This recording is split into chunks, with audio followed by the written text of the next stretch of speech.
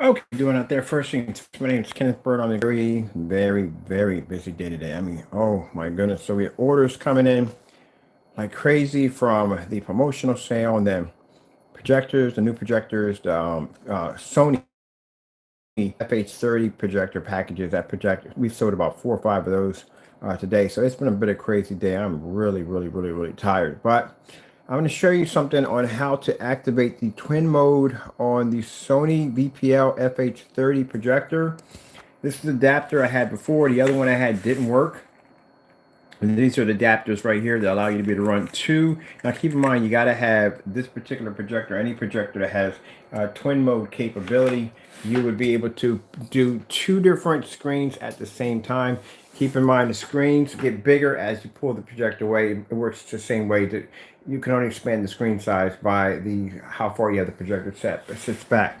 So at the bottom of my projector, you'll see a HDMI port here for one of them, and then over here there is a VGA right there. Now we're going to convert the VGA into HDMI.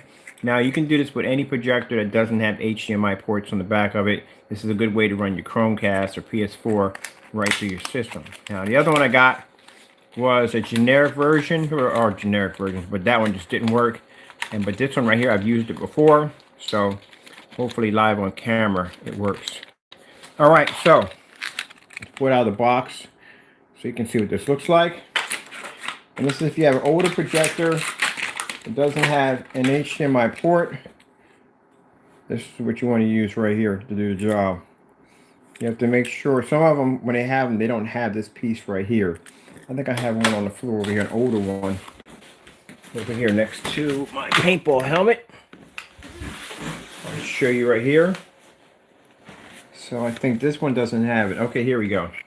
Some of them look like this.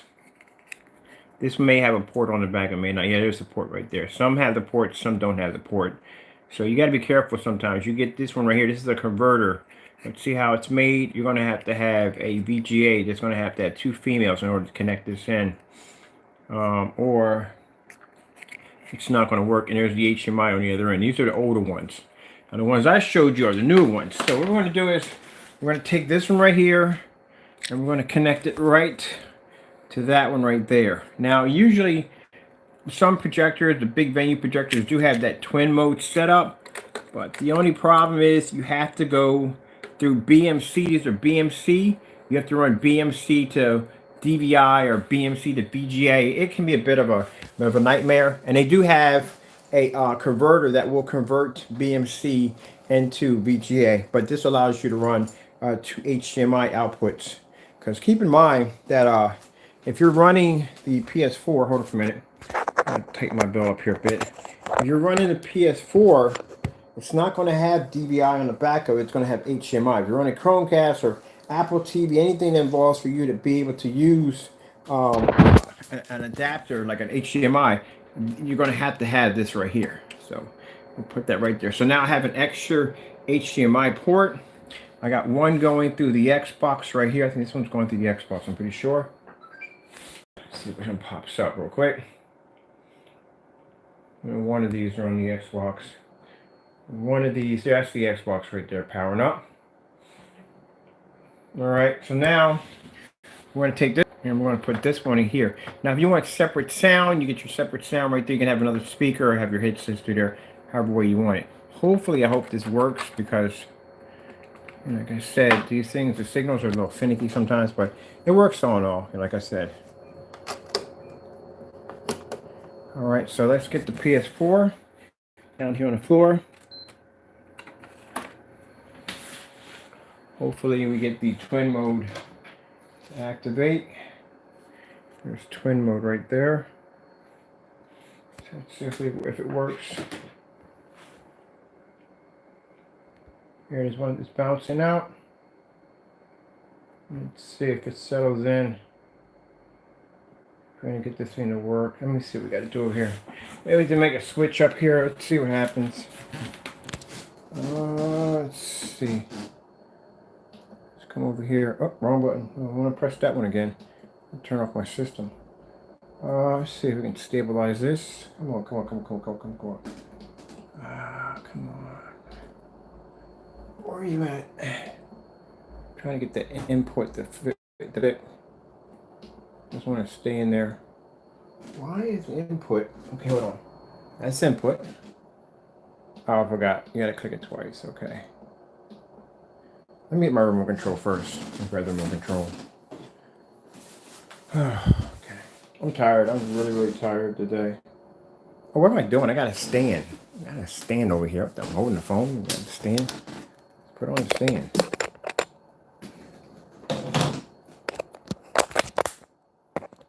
Yeah. Make it a little easier for me. Sitting there fighting with it. Trying to figure out how we get this going. I think one has to be into. Let's try it again. I'm gonna flip. Come on.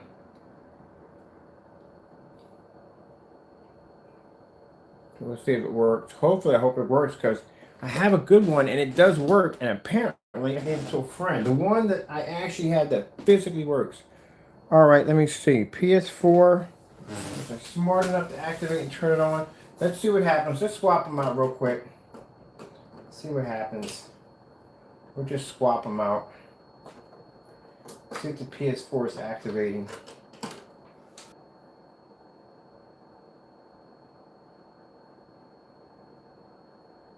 Oh no, that's the PS4 doing that. That's my PS4 blinking like that.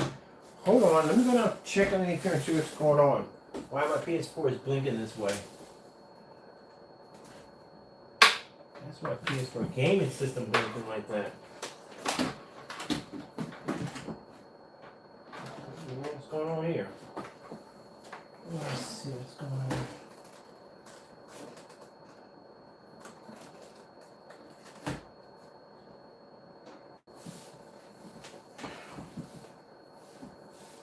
Let me see what's going on. Let's run the PS4 through here first.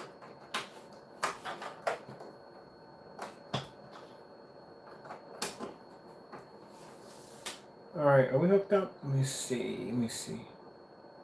So we got a solid mode there.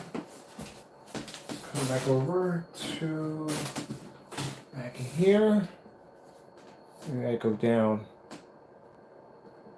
Go down, all the way down. Nope, skip them out. There we go. This should be my PS4 on. PS4. Alright, here's the PS4 coming on. Alright, let's see what's going on with the Xbox One. See if we can get this thing to work. Alright.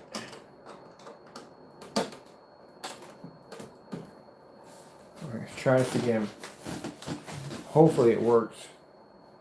Let's see, it's been back. Input. Okay. There we go.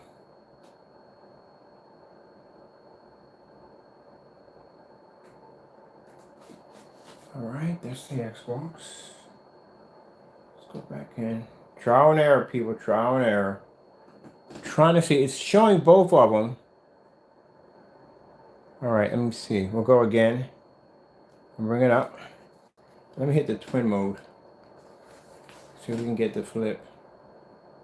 So we got Xbox on one side. PS4 is supposed to be on the other side right there.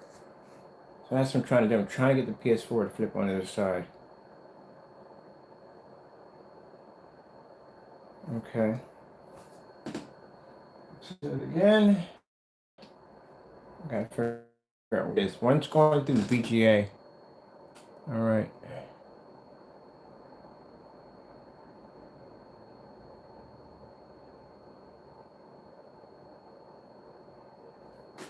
Finally, man, it's a bit tricky. It can be done. It's a bit tricky. You got it's a setting, so you can't, the signals can't cross. If they cross, then you get to blink in and blink off. But once you get them, once you figure exactly how to sync them, it works. You can get both of them to run at the same time. I knew this because I don't want you thinking that, oh yeah, he doesn't know what he's doing. Yeah, I've done this already before in this projector. It's not as hard as it is. Trust me, it's very easy to sync them. It's just that when you're running, keep in mind, I'm converting a VGA into an HDMI, so it could be a little conflict in there between that signal. But yeah, there you go. That's the picture twin mode. on a Sony VPL FH30 that has the ability to display two signals at the same time, two HDMIs, which is fantastic. Now, like I said, when you're doing this with some of the older projectors, it's either VGA or BMC, and you can convert a BMC into VGA, but then you're just going to have two VGAs, and you can't run two VGAs unless you get a converter, unless they make a converter, a CRT converter that will allow you to run a VGA converter that will allow you to be to send your because I remember the Xbox and the Dreamcast had, and I think N64 had one too. It's a VGA converter that allows you to be to plug your gaming system into a computer monitor. But everything now is HDMI, so you know VGA is going to be pointless. So this is what that adapter does. So it allows you to be to do both. So let's come over here and let's do one here. We have the activate my one for the PS4. So I can activate. It's not just show. It's not just displaying video. I can actually manipulate the screen. Here, I don't know why my Xbox One controller is buried in cables. Why? I can come over here and I can move this one too. I can manipulate it. So the Sony projector that we only have now, 2 of them left. I told you I bought a pallet of 10 of these projectors. They're very special projectors. We had a pallet of 10. There's only 2 left. Somebody actually came in from Africa and bought one. They bought one. It's being shipped over to them next week. So this is a projector of 4,300 lumens. 4,300 lumens. It is 1920 by 1200. It has twin mode, which twin mode would allow you to run 2 video outputs. Heck, check it out. You can play your game system on this side and watch a movie on this side. Or basically, you can just, whatever you want to do, you're going to do it. You're going to run your cable on this side or on this side. You can watch 2 games at the same time. That'd be pretty cool, wouldn't it? You can watch one game here and another game there. But anyway, so this is the projector right here. So I'll show you. There it is. That is the Sony VPL FH30. We had 10 of them. We got 2 of them left on the website. Well, we had 3 of them. Somebody bought one today. So that package is going for around 800. I think it's 828 or 60. It's some around that price. What's 800 something? So keep in mind, the projector is venue, which means venue projectors are expensive. This is a projector that if you bought it brand new, and this right now in this area, it would cost you $3,000 for that projector alone if you try to get it brand new. Used, they're around $500 and $600 used. They're a bit pricey. Now keep in mind, this is going to come with a gallon of our Supreme 8 screen paint, which will allow you to paint a screen size of 100 inch to 180 inches. That's a big screen. On top of that, the package does come with 2 forms of screens and a free option choice. If you want it indoor, you can have a surface that's going to be 9 feet by 12 feet. Let me know when you go buy a projection screen, buy a projector, and they give you a 180 inch screen with it. Not an 180 inch white screen. I'm talking about black technology, kind of high-end screen.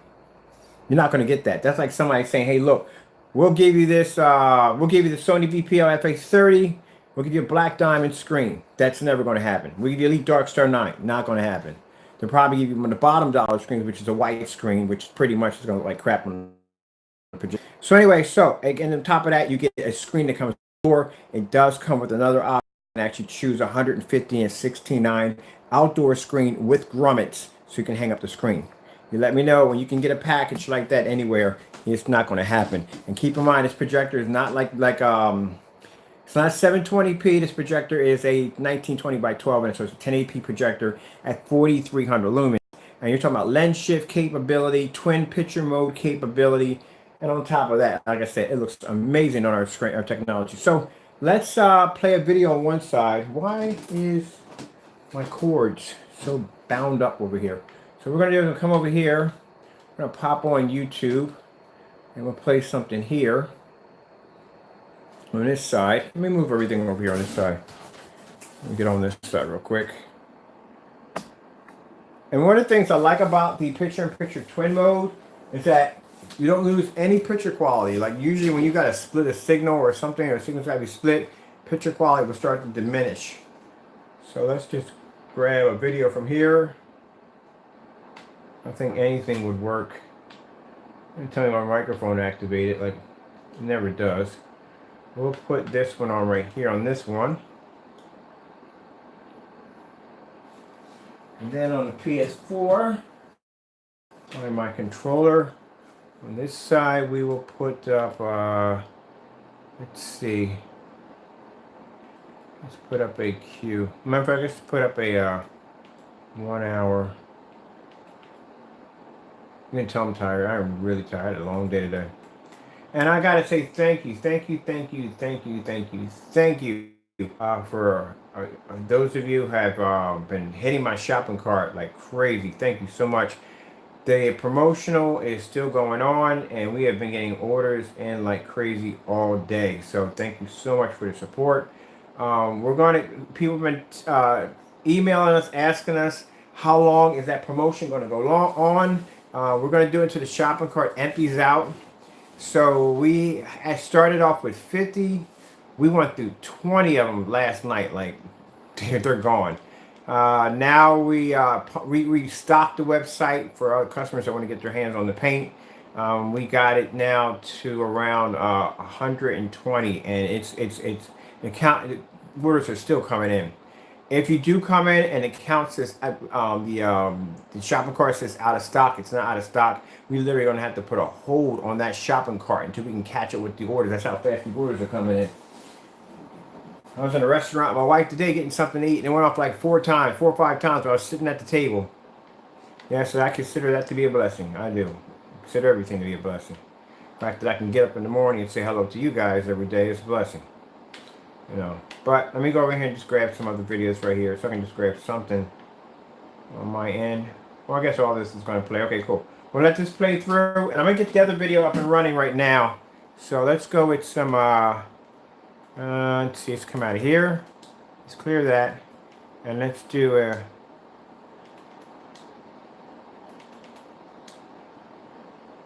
let's do something over here. Now also too, I want to tell you about something I grabbed on eBay. I found an ultra short throw Epson projector. I think it's a 585W ultra short throw projector. Now usually when I'm dealing with Epsons, I usually get the Epsons. I have a few Epsons. I had the 270 and I had the 480. 480 does come with an HDMI output on the back of it. Keep in mind 470s don't. They don't have HDMI. They're VGAs only. And they don't work well with the adapters. They don't. I've tried to hook one up with an adapter. That's got to be VGA strictly only. But one of the projectors that I found today was this one. This is the one I picked up today. Really good deal. What the heck did I just hit my foot? Really good deal. This is the projector I found. Mint condition. It is in the box. Never used. Comes with the remote control. Now this right here is an Epson Powerlight 585W ultra short throw projector. You said short throw, but the projector is ultra short throw. Usually projectors come in ultra short throw regardless. And it's basically, this is an amazing projector. It has 2 HDMI ports on the back of it. So this is more of a higher version of the some of the Epson projectors that I have purchased in the past. Let me show you the specifications on this real quick. Here, check this out. I'm gonna go over here and pull up my specifications on it. So we're also too are going to have another promotional package coming up. This is going to be a big boy package. This package is going to come with a free popcorn maker. Yes, I said free popcorn maker. No, not the popcorn maker that has a little tiny bowl in the front and you put the lid on top of it and it pops and you lift it up. No, we're talking about a movie style popcorn maker. So I've got 2 of them. They're the mini movie popcorn makers, the mini ones. We're going to add, and I was thinking about adding in bags, but with the bags, you know, kids are going to eat, they're going to trash it, you know what I mean? You don't want that. So we're going to put in the plastic movie cups, so that way you have something that's going to last forever, and you don't have to keep buying bags over and over again. So we're going to have 2 of those. They're going to come with maybe a 2-quart kit. No, a 2-quart kit. We'll do something different. We'll do a 3-quart kit with that one. Something different. A 3-quart kit, and we'll add in the blackout cloth, LED lights, some speakers, stuff like that.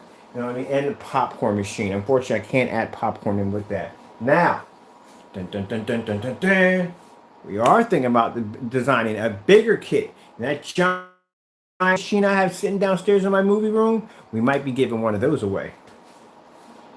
We might be giving one of those full-size popcorn machine. That popcorn machine, there's no plastic on that thing. All right, so let me go over here to Projector Center. Let me pull this up real quick for y'all.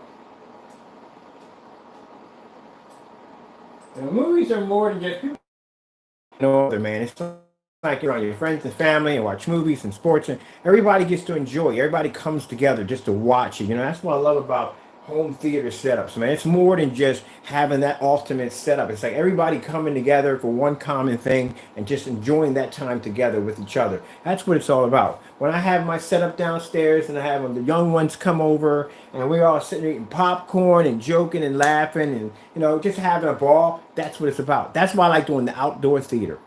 So when I get my inflatable screen, because I showed you the back, how I'm building it. That's not going to order the inflatable screen too. We're going to coat that with a Supreme 9. And this summer, what I'm going to do is I'm going to put air mattresses out for the little ones. And we're going to put a string of lights out there and everything so they can sit back under the stars and watch that 240-inch screen out in the backyard. That screen, keep in mind, it's going to be 9 feet tall. It's going to be massive. So you're going to get a kick out of that. Just to keep the screen from going from left to right, I'm building a deck underneath of it that we can actually strap the screen down to using bungee cords. But it's going to be beautiful, man. It's going to be really beautiful. I want them to be able to lay down and see that giant screen. You know, I wish I was a kid again so I can see that. You know what I mean? From a kid's point of view, everything is special. As you get older, everything comes to reality. So anyway, yeah.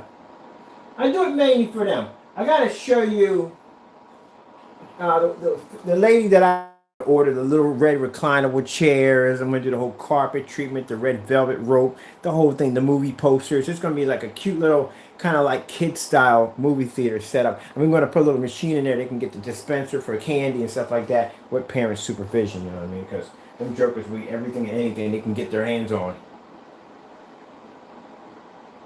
Them kids getting all hyped up. What in Sam Hill are you talking about? Okay. All right, so I'm going to show you something really quick before we get on here. All right, so I'm going to show you my Optima. Now, see right here? This is the Optima GT 5600 projector, right? I'm going to show you something. This is a specification, the virtual room that you measure the Optima on how big a screen you can get. Now, the Optima, when you buy them, are supposed to only be able to do 100 inches. That's what they say. The screen can only do 100 inches. So if you come over here and you try to get measurements, the bar only goes 110. The bar only goes by so far. See what I mean? The only thing you can do is go back. You can only go back on it and shrink the size of your screen right there. You can only shrink the size of the screen. That's it. But the biggest you're supposed to be to get out of an Optima GT 5600 is supposed to be 110 inches. Not true. My screen downstairs in my living room that actually used to house an Optima was 126.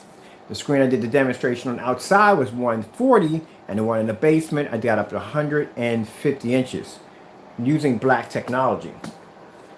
All right, so let's come out of this real quick. I'm gonna purchase. Now the price tag for that projector I just bought was $89. $89. I couldn't freaking believe it when I came in the room. It was right there. Freaking ultra short though Epson projector. This projector is beautiful, and I got it for $89. That's it. So now I'm on the hunt for something else today. I'm gonna go pop over to eBay and see what I can find. I don't know. I just got a knack for finding these projectors now. I'm looking for my projector. Next projector I'm trying to find is InFocus. I never had an InFocus before. So that's what we're going for next. The InFocus projector. Yes. And Sharp. Sharp's got some pretty good projectors, which I do apologize on that list. There was no list of Sharp. Someone pointed that out to me when they wanted to check the order paint from us, that they said Sharp wasn't on the list. I'm sorry, I'm going to put Sharp on the list. Alright, let me see if I can get this to bring up. Let's go reset this page real quick. Look over here as I'm resetting the page so you can see the picture-in-picture twin mode.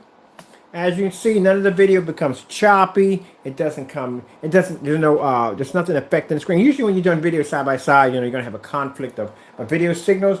Everything is running smooth as glass as it should.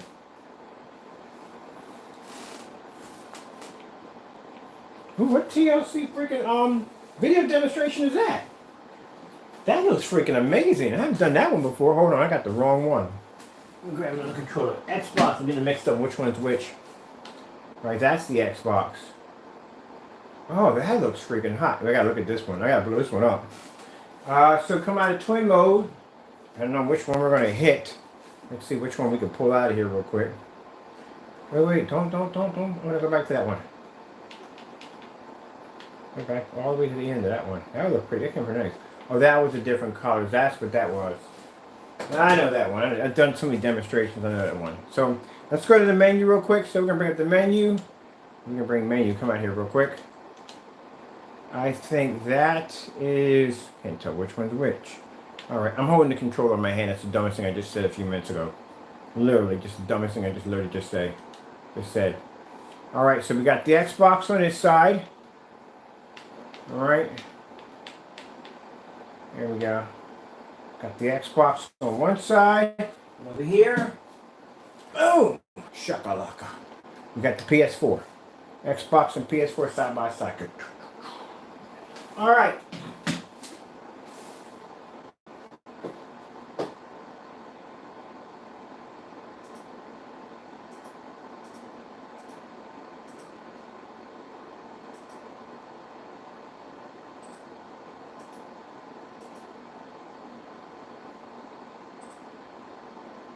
Just pulling this up really quick. Gotta throw in the air conditioner, people. I installed my air conditioner because I told you, man, running two projectors simultaneously, man, turns into a sweat box in here sometimes. I do not need, I got respiratory issues. I don't need to have any complications while I'm in here. Watch me pass out on the camera.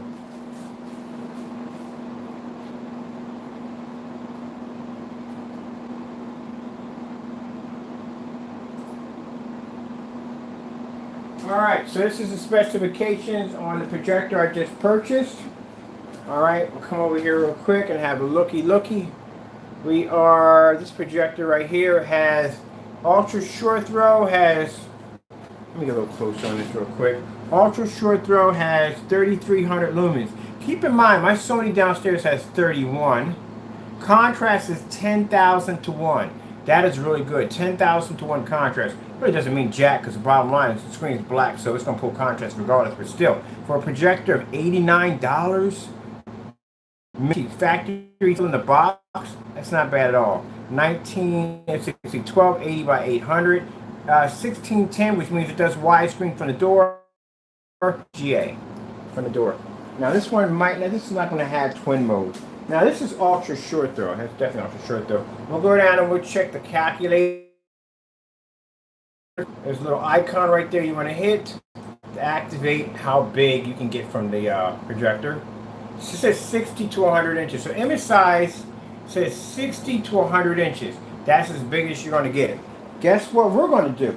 When that projector comes in, we're going to get 100 and let's see what size screen we're going to get out of on Black Technology. We're going to go for 140 inches. I'm going to get 140 inch from that projector and it's going to look crystal clear without any deterioration to the screen. Mark my words. I'm making that promise before the projector even gets here. Alright, so when it gets here, we're going to do that demonstration. 140 inch screen, and we're going to pull the projector back to actually accommodate the size of the screen. What screen I have downstairs? I'm looking through, and that's what I'm going to adjust to fit into the 126. It expands past the curtains just by, I can get more out of the screen. So I may change my setup downstairs and do something different. But then again, I don't want to do too much to it because I kind of like that retro kind of theater room. Not done with it yet, I'm still working on it. But I like that kind of retro because it blends with the house. The last thing I do is I'm going to take away from the house. Have your house looking like a GameStop. Okay, that was low. Sorry about that one. Alright, so let's bail out of this one real quick. We're going to concentrate on the projector over here. For those of you that are wondering really quick about I did a demonstration on my, let me pull this up real quick. Let's come out of twin mode really quick. Let's pop out of twin mode. Alright. There we go. Now we're in the big mode. We're on the PS4 right now running. Xbox One is running behind in the back. Let's go over here and let's pull up. Now keep in mind, like I said, that controller, that adapter is fantastic. Say you get a projector off eBay, doesn't have a VGA on it, doesn't make a difference. Now I'm going to show you something really quick. Now we're running this off HDMI. This is HDMI straight coming out of the Sony, right? So you can see that I'm being truthful here. Right there, that adapter is HDMI, and the other one is Xbox. We know what the Xbox ones look like. The Xbox is running through the adapter, and the Sony is running through HDMI. All right. So let me show you how good these converters are. So let's switch back over. If I had twin mode, we should pop back in twin mode with no problem, since we already got it set. Hopefully, fingers crossed. Oh, there we go. So we already got it set. Once you got it set and you got it configured, you can switch on and off, back and forth as many times as you want. It's still going to react. So what we're going to do is we're going to simultaneously play two videos exactly the same to show you that one's running out of a VGA using a converter, and the other one's running straight out of HDMI. And keep in mind, the projector is full 1080p. All right, so let's come over here. We got to pull something that's going to be easy to do back to back. So we'll come over here. And this is also too, let me see, we might do, well, that's for later on, we'll do it for later on. So we'll pull up the fish demonstration, because it has to be, well, I don't know what the heck that was going on right there. Alright, so, let's come over, I wish you could do the Dragon Ball Z. Might be to do that, but I come off easier doing the other one with the fish. Let me see, come over here. Bring up U2 on this side. Yeah, let me see if I can do Dragon Ball Z.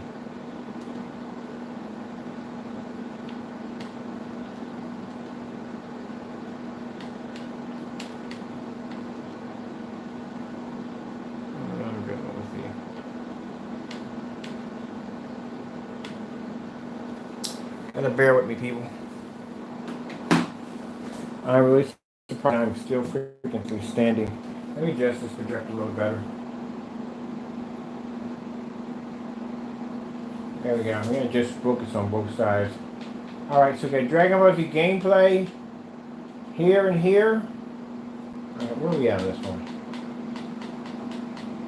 I said, oh, no. Wrong. That's not what I wanted. Let's go back and clear that. And put in Dragon Ball Z. And then we space it. And then we'll put in gameplay.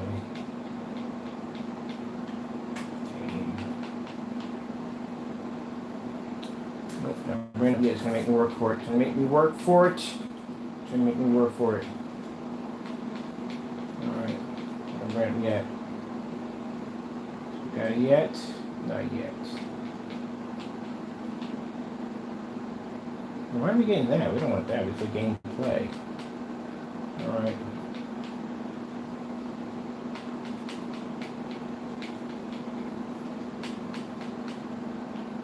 Alright. Come on.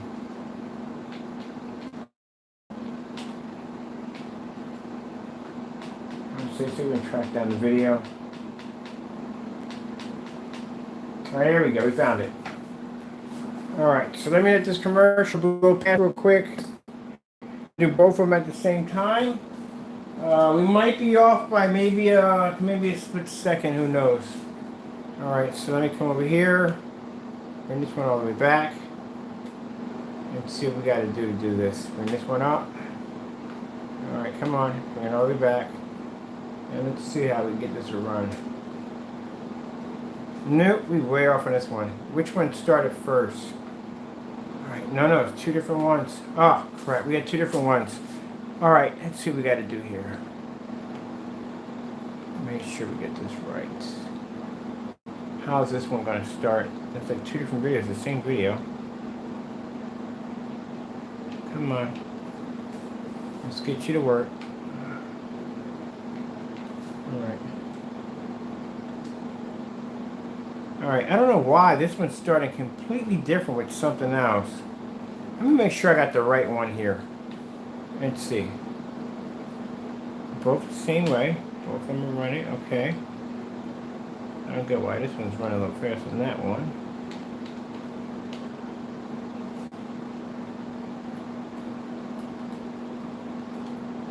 Let's see, this one's starting with something a little extra in it. This one has something a little extra in the title. I need it to run on exactly the same time this one's running. A little hard to do. Especially when both of the videos, for some reason, are just a little different one from another. And it should be exactly the same. So let's see what we got to do here.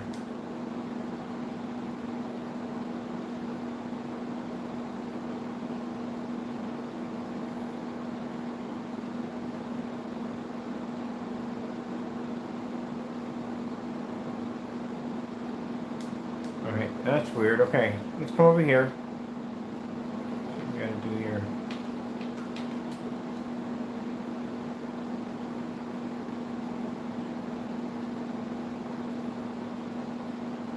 It's just me? It's two different videos? Alright. There we go. We should have it here. Hopefully have it here.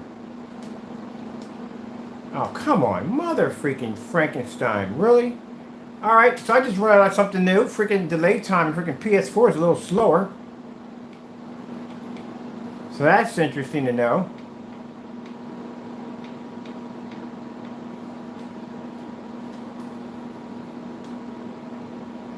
See? Hold on. I'm gonna give him say simultaneously thing. Stop. Pause. Pause. Pause. Pause. Pause. Pause. Going too far into it. Let's see how far we gotta go with this one. Alright.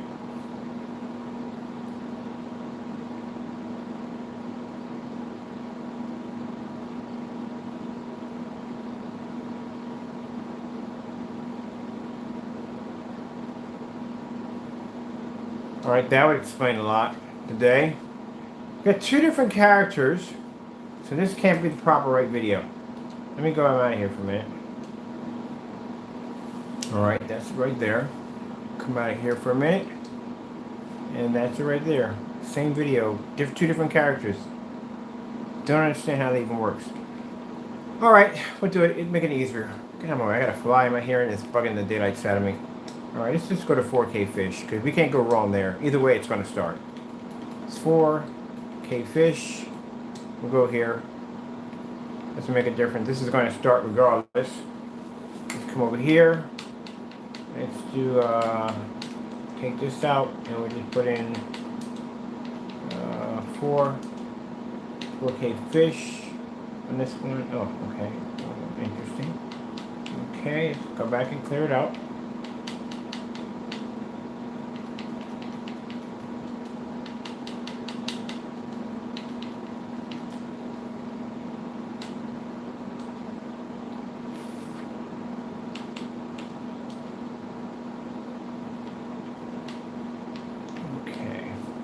Let me get a little closer on this screen. Ugh.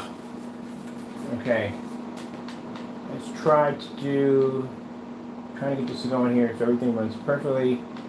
Let's see. We need to go to fish.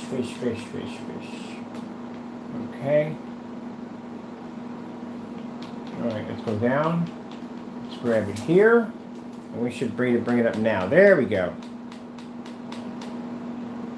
Alright, side by side, let's do this one right here. Hopefully this syncs a little faster, a little better. Let's come here, and let's come here, alright? We're off by a minute, probably about a second at the most. Alright, now you can see it. Alright, so, the Xbox is running through the converter, which converts a VGA into an HDMI, and the other one is running directly into HDMI.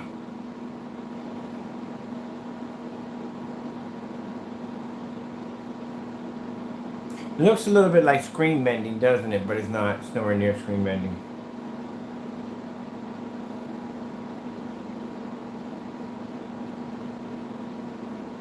That way you can see it for yourself. So, even, some people think, okay, if I run this to this VGA adapter, I'm going to lose some picture quality, you know what I mean? You're not going to lose any picture quality at all. You're not even going to miss a beat. And you see there's no lag on one side, there's nothing sputtering on the screen. Everything's running nice and smooth back and forth. Now that adapter on Amazon, you get them on Amazon, they are around, I think $14. That's what they cost, about $14. I can see there's no game lag or something. Well, there's no game lag because I'm doing the gaming.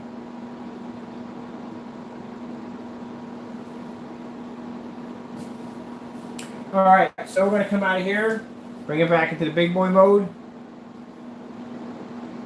There we go, back in the big boy mode. Let's see, with the PS4, I think is running on this one. Yeah, PS4 is running on this one. So, this is what I want to show you really quick. So, interesting today. Let me see. See, when it comes to our wallpaper screens, we do a little extra when it comes to the wallpaper screens. That's the video I just screened right there. So, in this demonstration, keep in mind, this is just debunk any bullcrap we might get from people that may try to pull this nonsense. These particular screens right here, these wallpaper screens, only way you could actually crack one of these screens, you would literally have to sit something extremely heavy on it to shatter one of these screens in half. Keep in mind, the screen is there's a mixture of different forms of plastic. I can't tell you what mixture it is, but it's different forms of plastic to make this particular screen. Now, if you were to take this screen and you were to roll it up like a tube, that means each layer of plastic that actually overlaps another one makes the screen even stronger, enforcing the core, which means that you had to drop something pretty heavy on it to snap one of these things in half. So that's why we ask, if somebody claims that the screen is snapped in half, we ask to see what the box looks like. We can tell by the damage of the box and how the screen was snapped if something pretty heavy was set on it, which I really, really highly doubt, due to the fact that when we send these packages out, they are marked fragile. So a package is marked fragile. Yeah, I know. We've seen videos of people jacking up packages. But trust me, you would have to really lay something extremely heavy to snap or damage one of these screens. So, in one of the demonstrations we had a customer who basically made a claim against us that he couldn't see the screen. It was that dark. And the projector he was using, I think, was either 25 or 18. It was somewhere there. It was some kind of Sony or 4K projector, something he had. That was somewhere around 1800 lumens to around 25, somewhere in that range. Now, keep in mind, that's why we always do customer ship out demonstrations. Every time you watch me do a wallpaper screen, I would do a video so the customer can see the screen in action. Usually we do those live, because that way we don't have to worry about saying somebody said we doctored the video. So, in his claim to us, he was stating that he could not see the screen and it was so dark that he couldn't see anything at all. Now, keep in mind, we've done these demonstrations against high-performance screens that were much brighter than our screens, as in elite screens, daylight screens, and so forth. Even screen paint. We've done screen paint, like cheap screen paint, and our screen produces amazing color levels. All right, so I know I said all right too many times. I do apologize for that one. So anyway, so what I did was to debunk his theory on saying that he couldn't see the projector. I went downstairs and I got my Panasonic PT-AE 2000U projector at 1500 lumens. And my projector in the basement generates more light than the rest of the house, because that's a work environment for us right there. So let me show you right here. So this is a customer's wallpaper screen. Before ship out, it's being shipped over to Mexico. This is his screen. And in the demonstration, we show him what the screen is going to look like before we launch it. Now this right here, I'm using the Panasonic PT-AE 2000U, 1500 lumens on this projector on a wallpaper screen before ship out. So you can see it for yourself. There's the projector. Now we did two versions of this. We did one that was live, and the other one we did was basically the video. So in this, there is the customer's wallpaper screen. There's the projector. You see how much light we have in the environment, because that's actually kind of a commercial lighting. It's downstairs in the basement. It's quite bright. And then over there, that is a black sheet of cardboard. Sorry about the fly. It's driving me crazy. Black sheet of cardboard that you will see right there, painted with everyday flat black paint. So we'll stick that against the wall. We're showing off a white screensaver first, just to show you the difference between our technology and a different environment. Some people may say, hey, you do this demonstration in your room, up in your gaming room, the ambient light is different up there, you have more control. We don't have any control anywhere we put a screen at. That's down in the basement, totally completely different set of ambient light. And as you can see in the demonstration, the cardboard is black. The screen is producing a higher, brighter level than the cardboard. On a projector of 1500 lumens, that's sitting but to fill out one of these screens, about 11 to 12 feet. Now the reason why you don't see it on the side because the screen is curved into the wall. Alright, so we pop over to the phone, we start pulling up some random videos. I like to do real light, bright videos to show you the difference between our technology and that screen.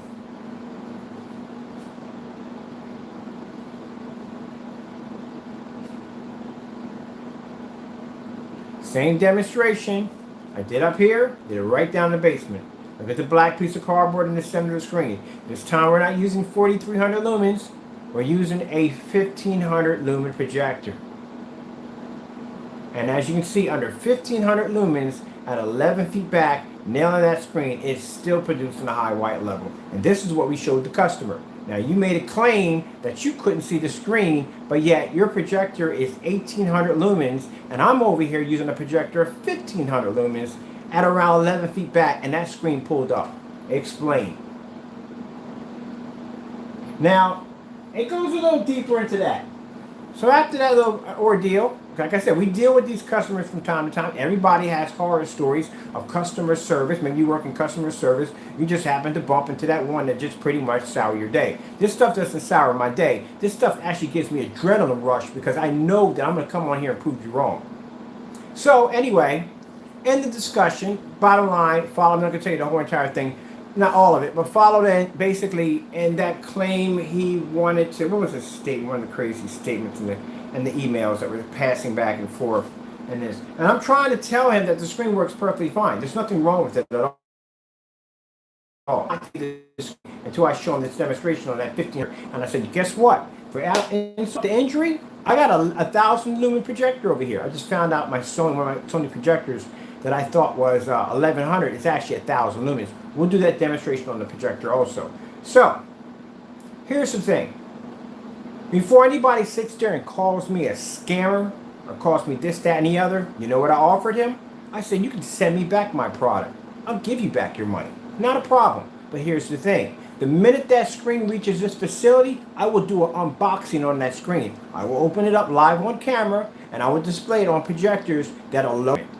And if I pull that screen in that environment, that means you falsely accused my company of something that it wasn't, because the product did work. And then I'm going to file a claim against you. If you want to go down that route, that's how we're going to start doing things now.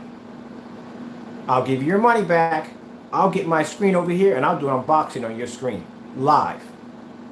And I'll use a projector that is far crappier than any projector you ever seen. Trust me, and it'll pull up on that screen with no problem. Now, like I said, that's not all my customers. I have amazing customers. Matter of fact, I'm friends with a lot of them. And I have a lot of my customers are on my Facebook page. As a matter of fact, there's a friend of mine. We've been friends for about 5 years. Really good friend of mine. We've been friends for years. He was actually in the process, and I hate to say he was going to buy a black diamond. And he saw one of my demonstrations. He avoided it, and he bought our screen. And we've been friends ever since. You know his family. I know his friends. I've been down to their house. I've cooked out and barbecued with them.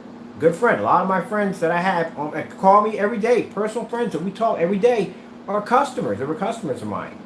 Now we're good friends. We all hang out and, you know, just have a good time. I had those people that basically, that make me think, you know what, today I'm just going to get up and do this today or do that today.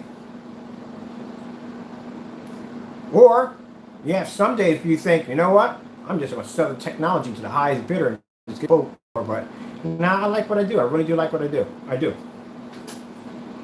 And I hate to do that to people, but you have no choice. I mean, come on. If you're going to tell me my product doesn't work, and I'm showing you live demonstrations of the product working, how am I going to fake a live demonstration? Are you kidding me?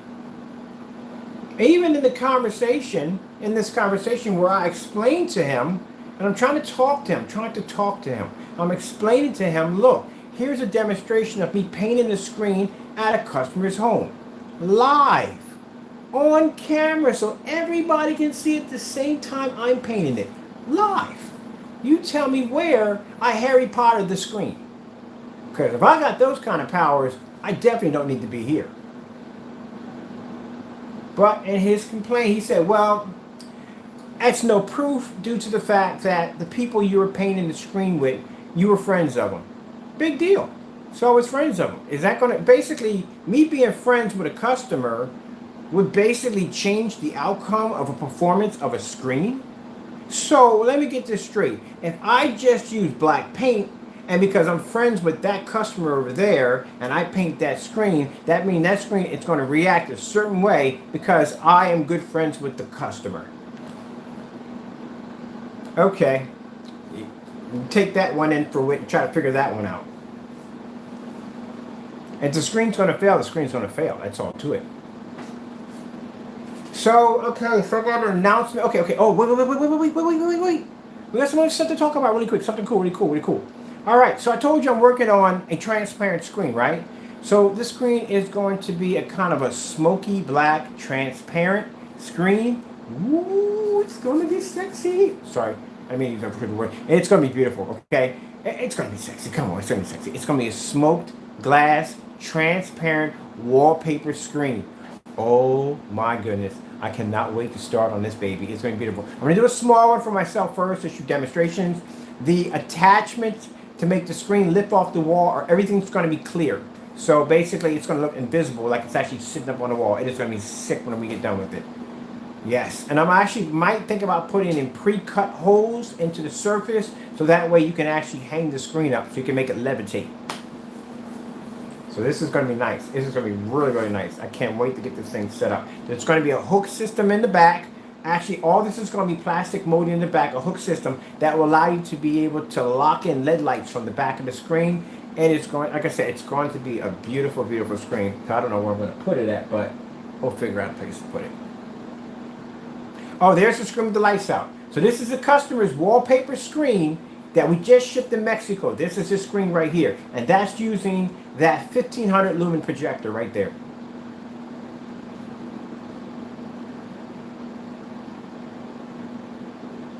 And he's going to tell me he can't see the screen. Okay, there you go. It's right there. So I told him, feel free to do a demonstration of how you can't see the screen because we have it here on 1500 lumens. I even like the interesting statement when, particular individuals started getting upset. And I usually don't talk about customers like this. I really don't. Half the stuff that I go through sometimes, you don't even know half the stuff. But I just felt the need to express this because, and his comment, he was very upset. And he felt that he said, well, I'm going to put bare silver screen. Knock yourself out. Paint the screen with bare screen because I know the reaction. Come on, man. If I beat a freaking DMP Supernova, if I did the screen against some of the top failed on our screen, what do you think bare silver screen is going to do next to a daylight screen? As a matter of fact, if you want, I'll basically go out, I'll paint me another one of these screens, I will buy the bare silver screen and I will do the demonstration for you. And show you why the technology is better than bare silver screen. You're going to be fair, be fair. If you're not going to be fair, don't be fair though. You know what I mean? That's, I don't get it. I don't get people.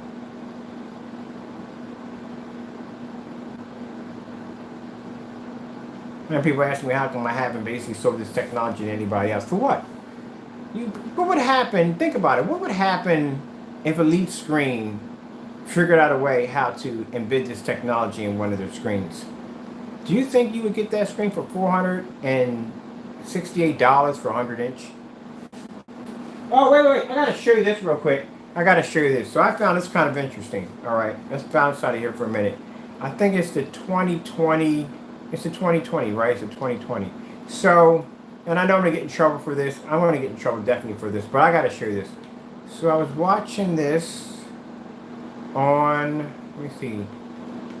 I'm going to show you something. I'm going to go right here and show you real quick. So Elite Screen apparently was at 2020 something. I think this is what it was. If I got it right on this one. They were in a booth. And in this booth and it was so freaking dark. I don't know why they had the screen sitting behind a TV. I mean, on the back of a, whatchamacallit. Let's see right here.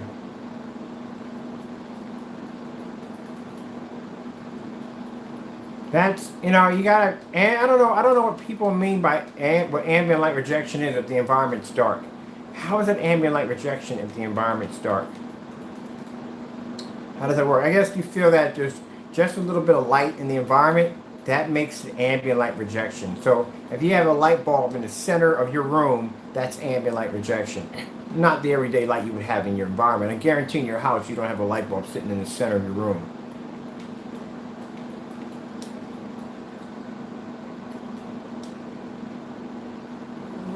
I don't want to see that. I'm not into the whole politics thing. I don't get into all that crap. It's not for me. I don't get into all that whatever. And I ain't gonna talk about it. I ain't gonna bother with it. Okay, let me see. Let me see if my microphone's working. Elite screens. No, we're still having a damn. My microphone started acting up a couple days ago, so I just can't get it to run for some reason. I think it's the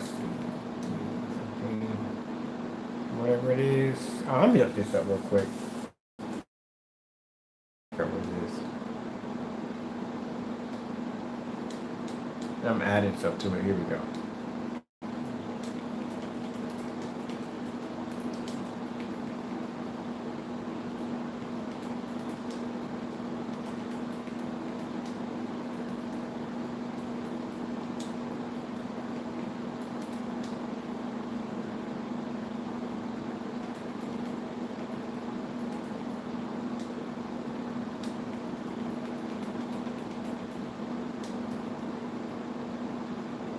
See.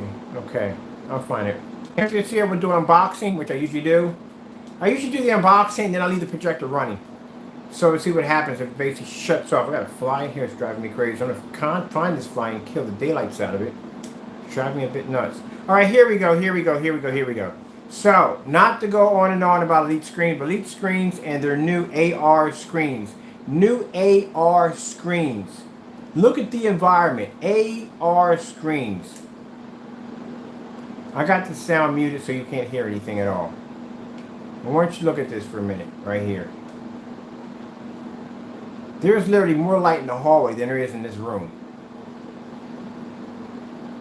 I don't care if they get bothered by this. This is dirty. Look how dark the environment is. How is that ambient light rejection?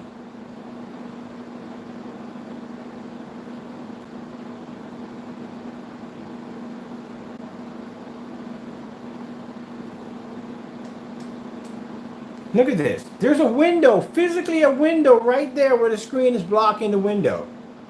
And because there's a light right there, that's ambient light rejection. Look how dark the floor is. That is not ambient light rejection. Why are the walls so dark? I have more light down. I have more light in my bathroom than here. Oh, you gotta be kidding. This cannot be ambient light rejection technology. Is this where ambient light rejection technology is now? This is what it really is supposed to be?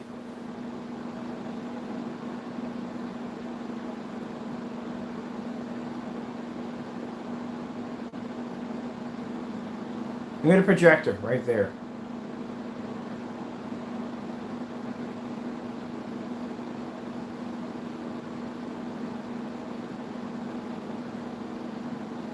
Look at the floor.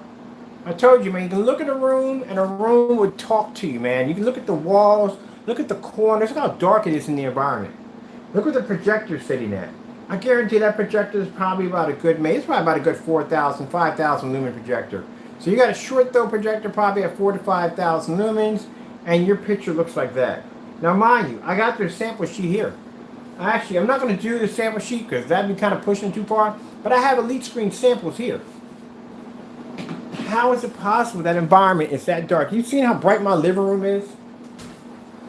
So, not to be rude or disrespectful in any way toward Elite Screens, but I'm sorry. You know, my opinion, you know, you don't have to take it or not, I don't really care. It's up to you if you want to or not. I'm trying to be disrespectful and all, but that's not ambient light rejection. I'm sorry.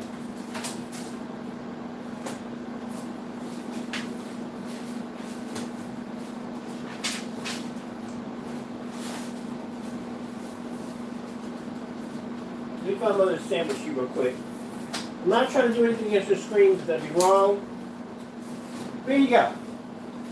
You know, if you don't believe me, there it is right there. That's the sample sheet. That's the screen. The same screen there is right there.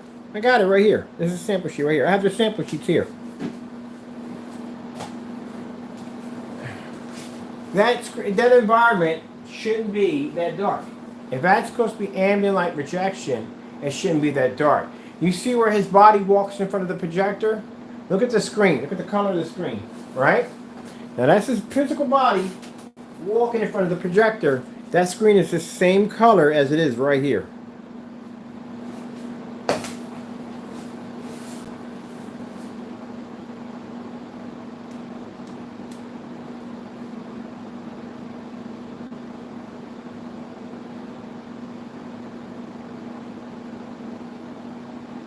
Window's sitting right there. It's blocking the window.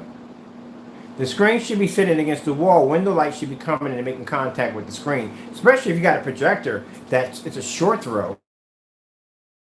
If I check and try about 3,000 to 5,000 lumens. Now that's 106 inch. That 106 inch is probably about $3,000.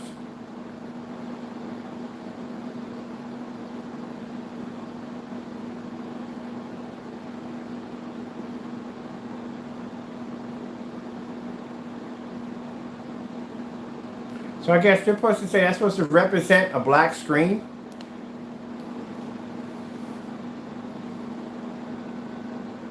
Buddy, you don't have our technology. You know, if I put my black screen against that screen, I put that screen to shame. Now I guess they're supposed to be representing a black screen. Really, buddy. Really want to go down that road with my technology, man. We can go side by side easily. I can take all of the screens. I hope that wasn't a punt toward black screens.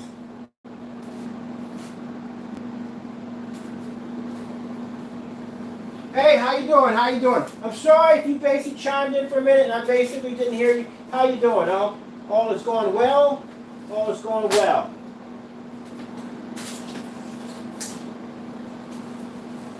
I think they were just throwing a little bit of dust. Black screen. I'll be right back. Give me a minute. I don't have any tape up here whatsoever. I should have tape up here, but I don't have any tape up here at all.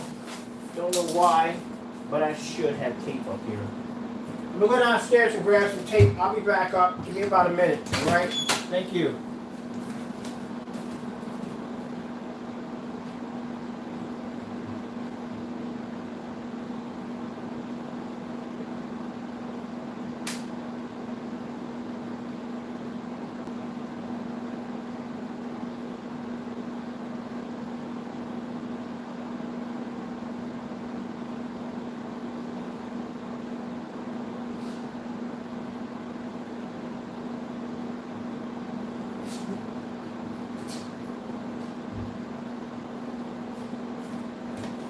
Alright, so I'm back.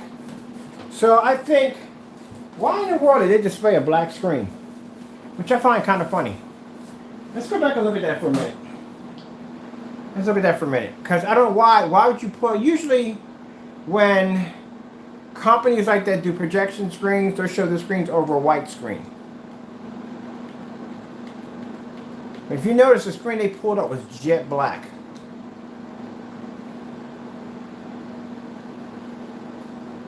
So let me look at that again. Yeah, I got a pesky fly in here. I'm going to kill it today. Get rid of it tonight. So let's have a look at this. Now when he pulls the screen out, watch the screen. It's a black screen.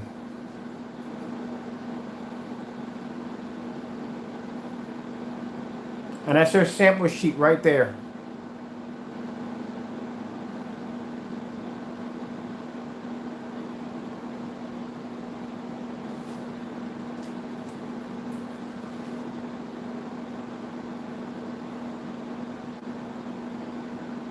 They're trying to show.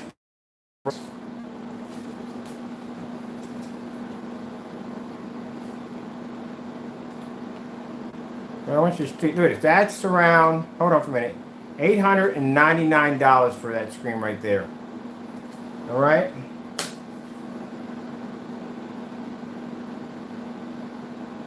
All right. So let's go here. Look at the screen.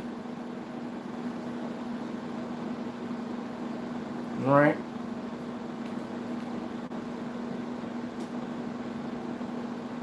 Look where the projector is sitting. Ultra short though. Ultra short though is literally sitting right up on top of the screen.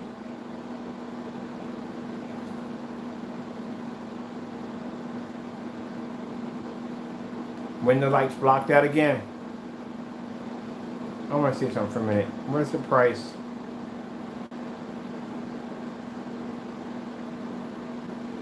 Now what they're showing is a light gray screen against their screen to show that the screen is not fading or washing out.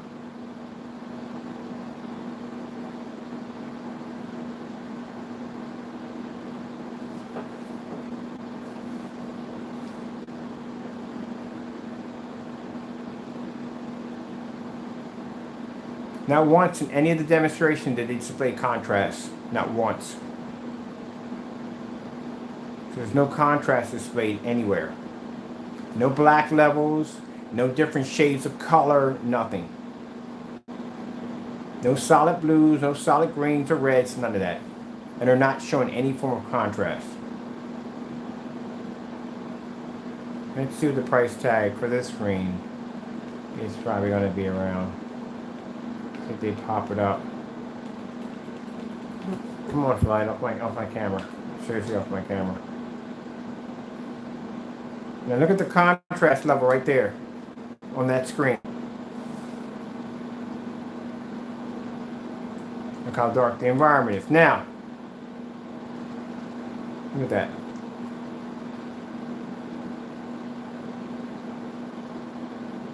How is that considered to be a good picture? Alright, so look at this.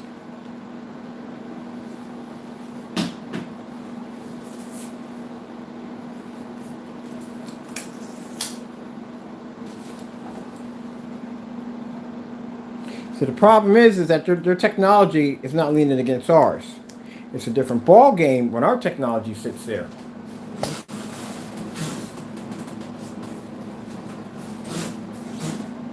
Brighter image does not always mean a better image.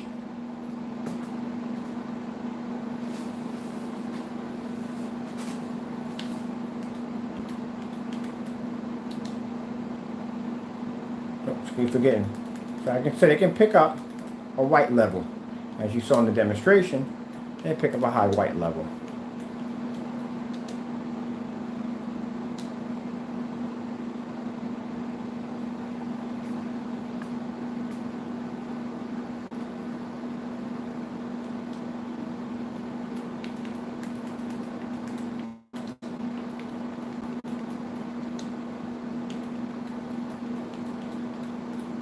I can show you this.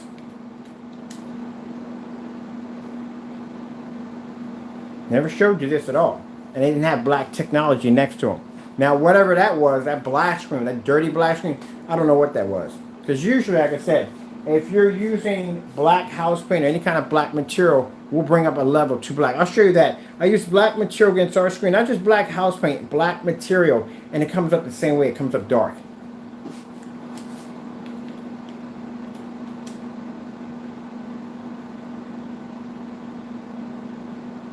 Now look at the light that I have in this environment.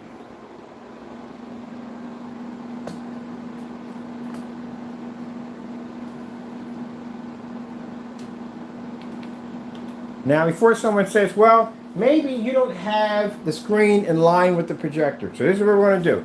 I'm going to take this screen, I'm going to put it on all corners of my screen. So we do everything. We're going to put it here in the corner here. Still reacts the same way. I can never understand the realignment. I don't get that part. So I guess, you know, you should be able to stick a screen anywhere you want. It should react the same way regardless where you put it.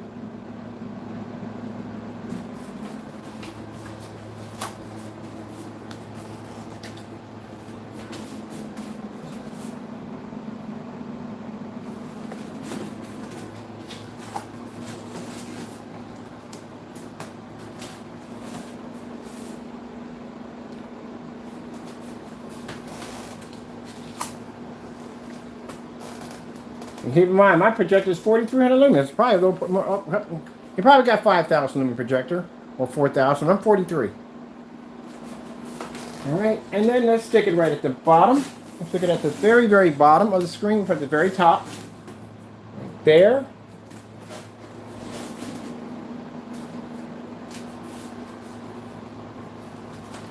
Around from side to side. doesn't change. And then we'll bring it all the way down to the bottom.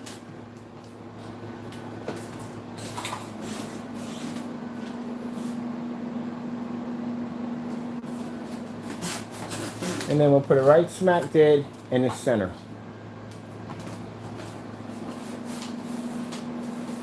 And then keep in mind, in the demonstration, ambient light rejection. So we'll take our lights out. So we have less light to contend with. So you just watch me. They can't sit there and say, well, you didn't move that screen around. I moved that screen around in several different directions.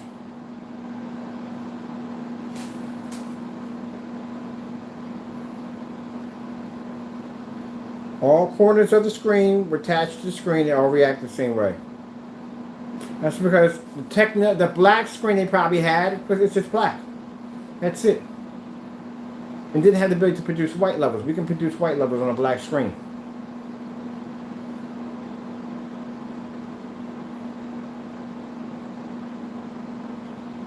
No matter how the color changes, our color will change and their color changes slightly. Look at it very carefully.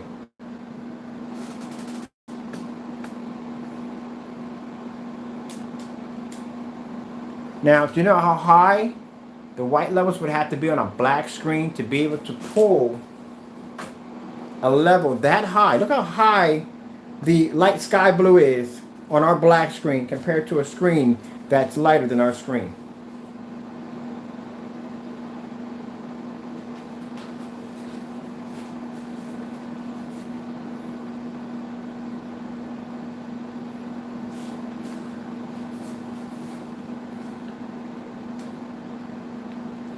All right, let's go over to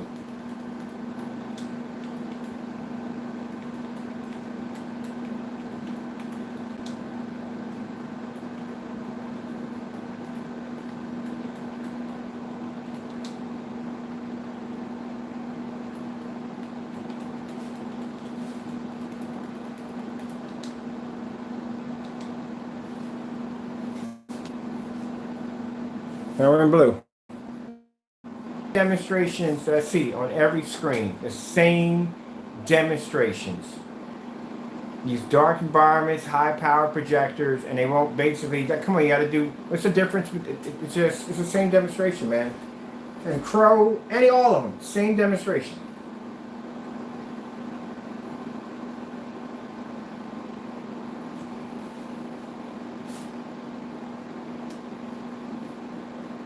They all do the same demonstration. Dark environment, high powered projector. And keep in mind, the big screen, I don't know what the deal was with that black screen. That black screen wasn't pulling any white light whatsoever. Let's go to, let's come out of here and let's put up LG. We'll do the LG fish. Any LG demonstration, any black contrast LG demonstration. Let's see. Put something dark. Contrast is supposed to be an ambient light rejection screen. It should have no problem pulling an image in a fully lit environment.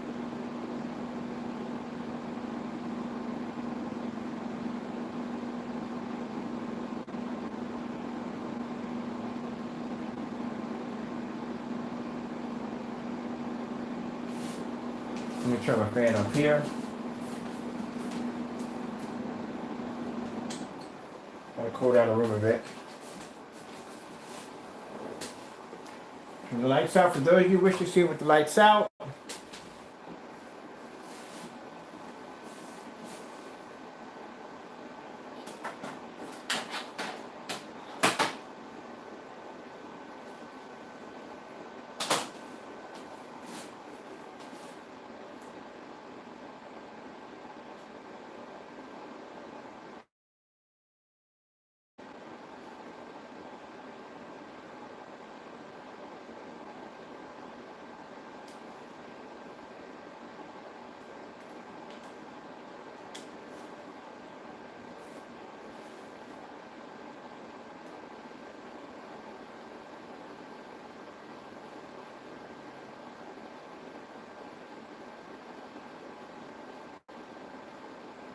That's how high our white levels are.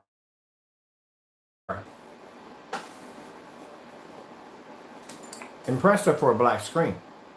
Keep in mind, the screen Cinema Grade 5D we're displaying, our Cinema Grade, or if I pronounce it right, is much lighter than our screen. Much lighter. But yet the black screen is still maintaining a white level.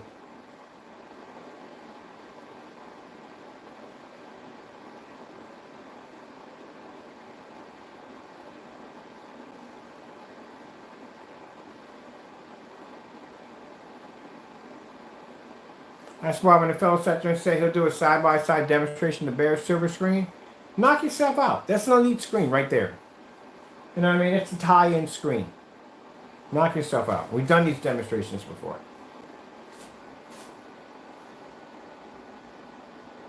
You see where you're not picking up that contrast. You can pick up white levels, as you can see right there.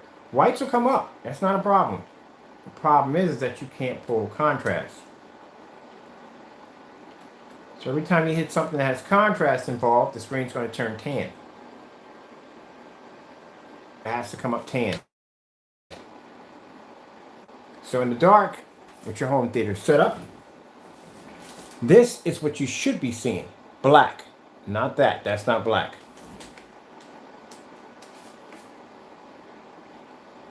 With the white levels on the black technology.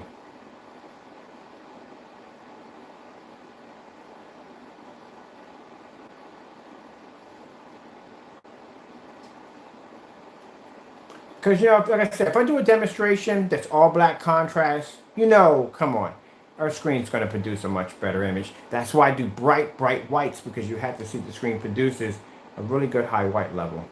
What is this one? Oh, here we go. I've done this one before already.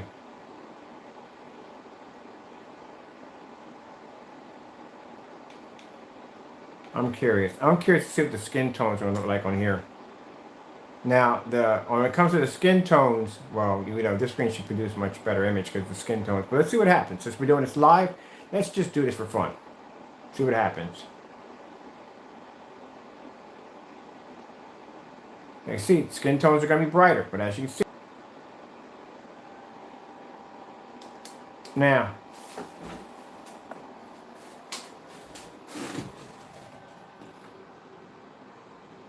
up close and personal. That's how high the white levels are on our black technology. You see that up close?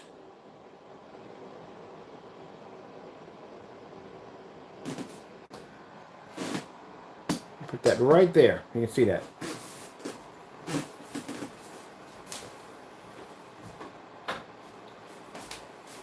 Next time we get the crews and the Jamies out there, I want you to look at that real close.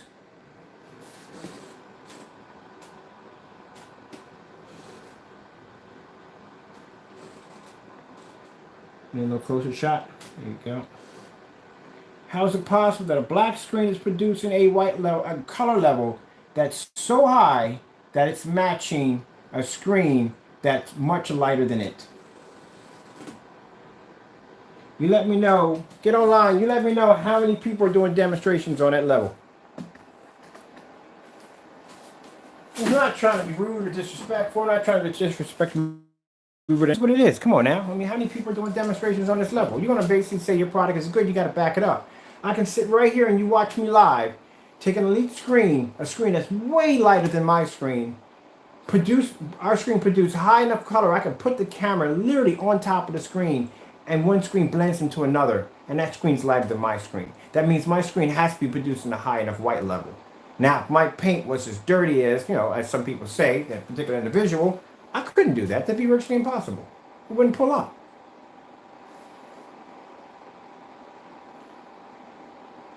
So if we got any troll fans in the room right now, please tell me how is it possible that that's happening right now live. Because two things are happening here. Either I got magical powers, and if I do, I'm going to enslave the world. No, I ain't messing with you. I got magical powers. Or the other one is basically that it is what it is. It's real. This is live.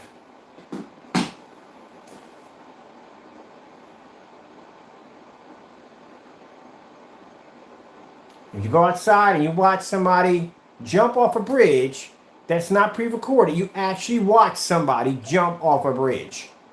So we're here watching this demonstration live. How is it possible that black screen just pulled an image like that?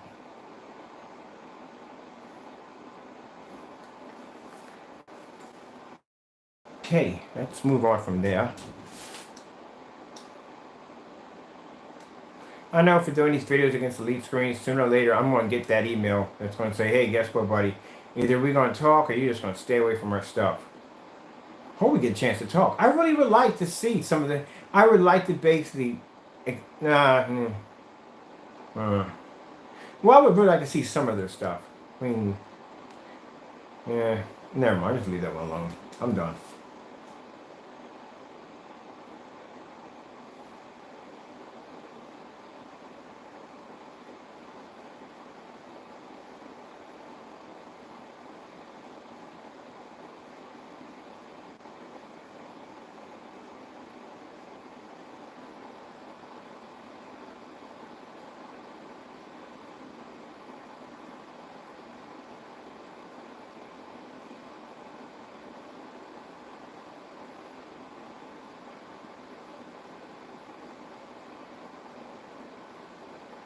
That's the whole purpose.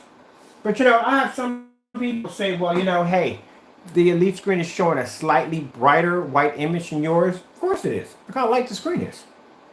That's like when I do contrast, my screen just shows all black contrast and the screen can't pull contrast. But you gotta admit, for a black screen, it pulls up some pretty bright colors.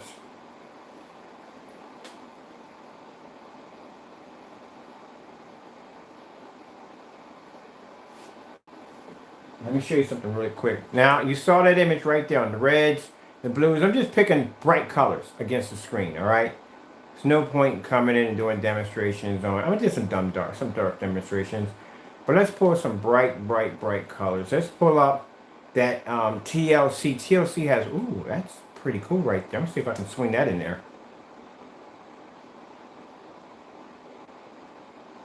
That's nice. There you go. Look how beautiful that looks. I want the... Oh, look at that, look at that, look at that. Paris at night, look at that. It's definitely going to pull up a higher white storm, so I already know it's from the door. That's not a good, it's not something that's not going to happen.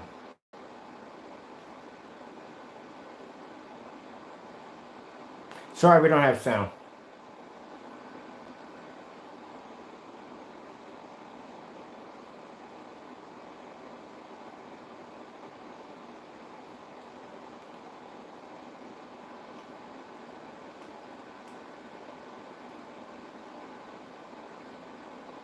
That's what I want to share real quick. Now, let me see if we got this one right here. And we did this one already. Now, you see how bright the image is here? Look at the skin and everything. Look how bright it is, okay? I'm going to show them really quick. And we're going to go there. We are going to go there, people. We're going to go there. Some of y'all might not like it, but we're going there.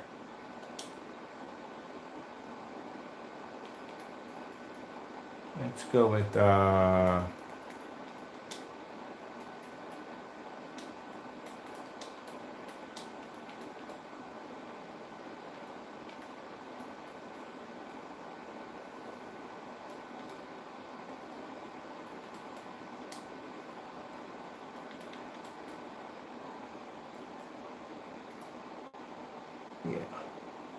I butchered that one, so don't worry about it. Let's come here for a minute. No. I want this one. Give me this one.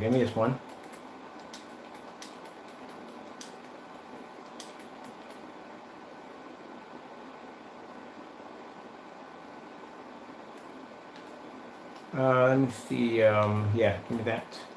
I want a bowl of cereal. Finally got cereal today. Like I said, I have respiratory issues, so certain things I can't have, and for some reason, milk just triggers me off in the worst way. Yes, it was. It was a 2020. It was a 2020, which it was. It was. I was, you know, I'm expecting more light from a screen. I guess that's just me, but it is a 2020.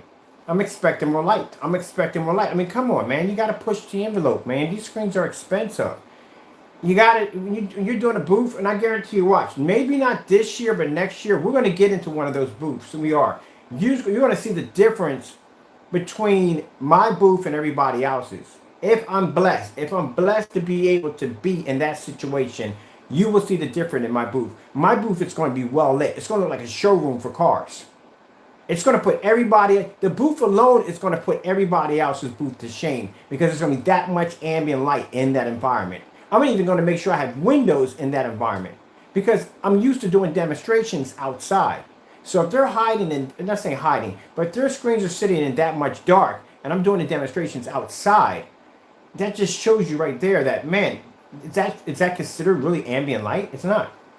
It's not ambient light. It should be much, much, much brighter than that. You should be able to look at this. You see this?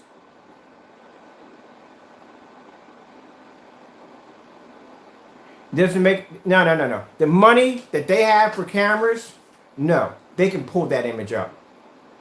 They're not, Elite's not broke. They have money. They can spend money for expensive camera equipment and all that. That environment was dark. If you looked at the hallway had more light than the actual room that the screen was sitting in.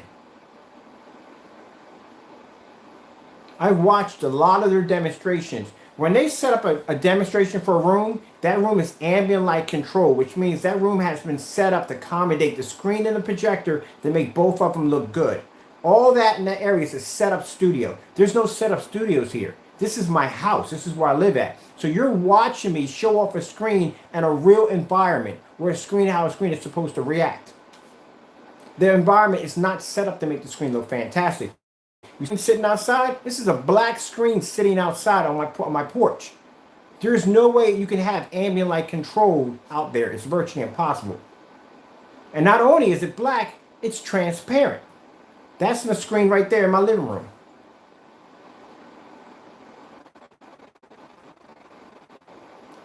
You see when the lights came on? Those are the lights I have in my environment for my screen. So I can walk inside and outside of my house and I can pull an image up. That's ambient light projection technology. That's true technology right there. Inside or outside the house, that screen will pull up. If your screen can't perform on that level, it's not ambient light projection. And not only, think about it, the image is basically punching an image right through the back of the screen and pulling an image on the opposite side of light hitting both sides of the screen at the same time. And it's still producing an image on the opposite side and the screen's black. They'll never pass a demonstration like that. Never. That's what I mean by when you talk about pushing the bar and taking it to the next level. Let me know when you've ever seen Elite Screen, Black Diamond, any one of those companies pull a demonstration off like that. They can't do it. I spent $3,000 for a projection screen that I can't use. Consider the fact that most people today aren't using projection screens for dedicated theaters. A lot of people don't have money to get a dedicated theater room set up. That's a lot of money. That's a big project, a lot of money. People now want home theater setups in their home. That's why people are investing money in ultra short throw. An ultra short throw projector will allow you to be able to pull up an image in a fully lit environment. Now, you're probably finding this kind of conversation kind of funny here because I'm sitting here in the dark having this conversation. But watch this. I'll show you something really interesting. We'll come over here, and I like to do the LG. That's my favorite because it's a dark demonstration. We'll clear this out real quick. And we'll put in LG. I kept forgetting I'm in the dark having this conversation with you. Put in LG, right? And now we're going to take the, and now I'm going to show you something really quick before we put the lights on. I'm going to show you that. You ever heard of a screen called a Dark Star 9? Now, this is a screen that usually most people see, right? The Cinema Grade 5D. But Elite Screens has a set of screens that are called, these are the high-end screens. These are called Prime Vision screens. These are the top-of-the-line screens. Let me see if we can find a Prime Vision here in this stuff. What I mean, we've got everything here. Here you go.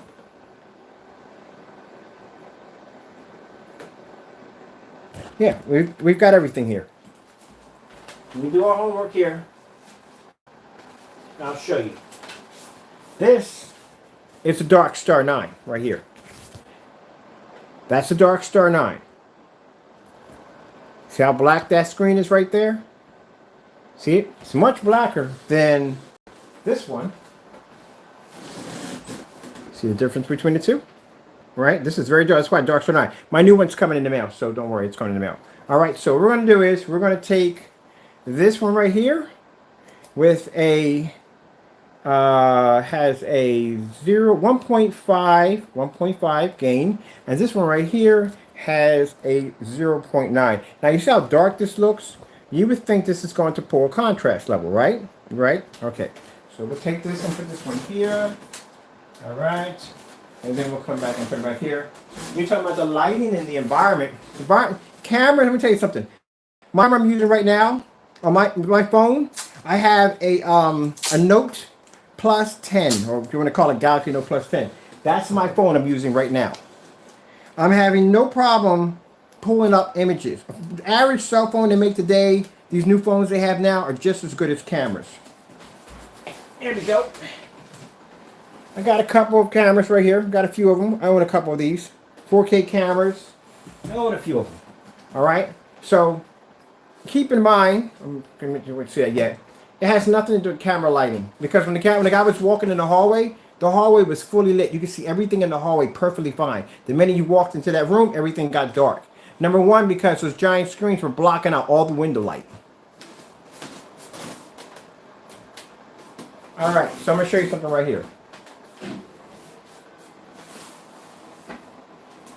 Now my projector over here, so you can see it, that's a Sony projector. It's a Sony VPL FH30 projector, 4300 lumens, 1920 by 1200.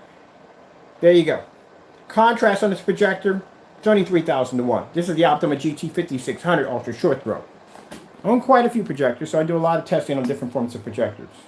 Now we're going to do an LG demonstration, fully lit environment. As you can see, if you look at my environment, you see all the corners, as you're supposed to see. All the corners. The place is supposed to be very well lit. As you can see, that's where it's supposed to be. My projector sits back, and it's not short though. In the demonstration, they were using a short though projector. My projector sits back approximately 12 feet 5 inches from the screen. So let's pull up the LG fish, which I like that one because it has a very, very, very dark background. We can find our fishy. There we go.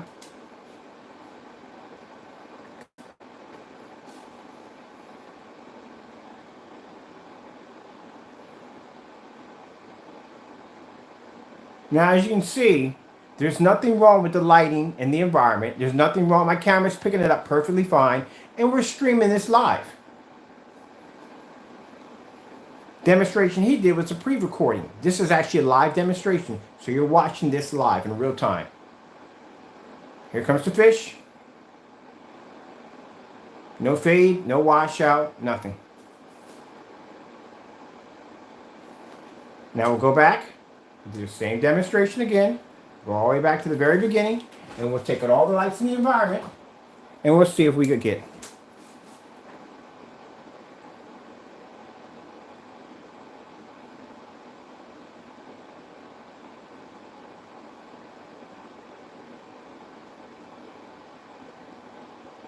Now, keep in mind, I have this amazing, this is a screen paint we developed. We got a sale on our website right now that's been going off like crazy because we have paint now that we have on the website on a special promotion that sells for $179.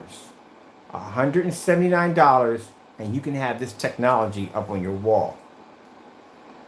You name one screen out there on the market that's performing on this level, that price. Even at $400, it's not performing on this price. Screens are $800 and $900, $3,000, $4,000, $5,000. $18,000 for a screen. Even with the lights out in your dedicated theater room, you're still not getting it. Let's pull up, let's see. Let's go with, I like to do this one the most, the colors. And the first thing you're going to say, well, it's a black screen, it's a great screen up a higher white level. Yeah, it's going to pull up a higher white level. Screen's lighter than ours. So we'll pull up a white level right here. I've done this before just to show you. I'm not going to shy away from the color white because my screen's black. I'm not going to shy away from it. I'm going to show you head on. I don't hide anything from y'all. There you go. You see how high the white level is on our black screen is? And mind, these screens are brighter than ours.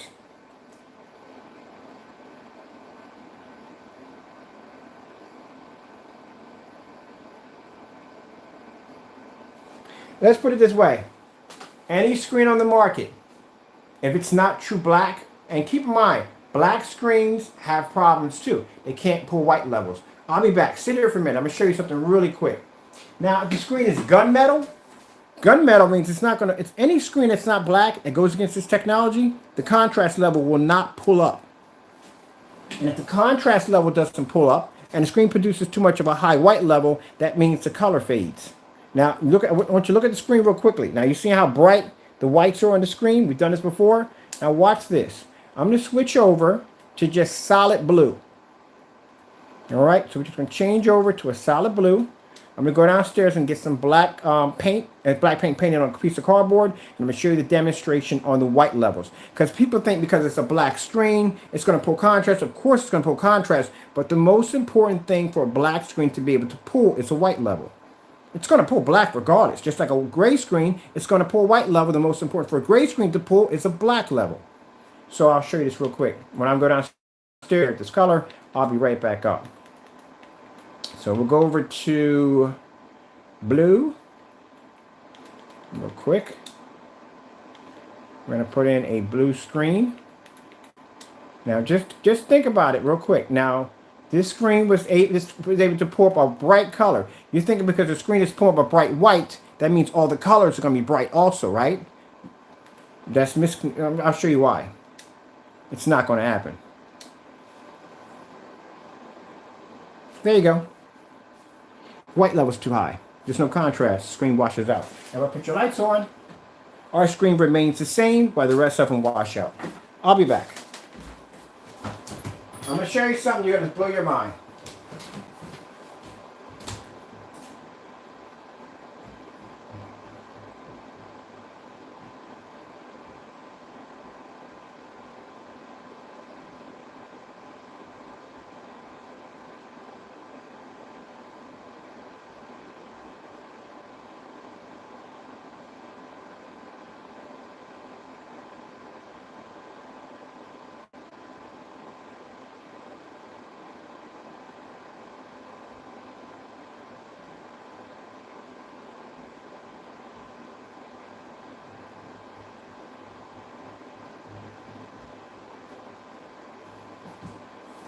Okay, we're back. I got it. We're going to get started on this. Now, we got to keep it fair.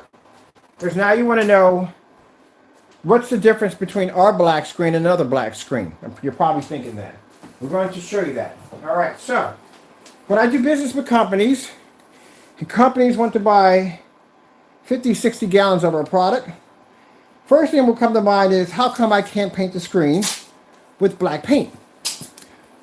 Well, the problem with black paint is black paint can't produce a white level.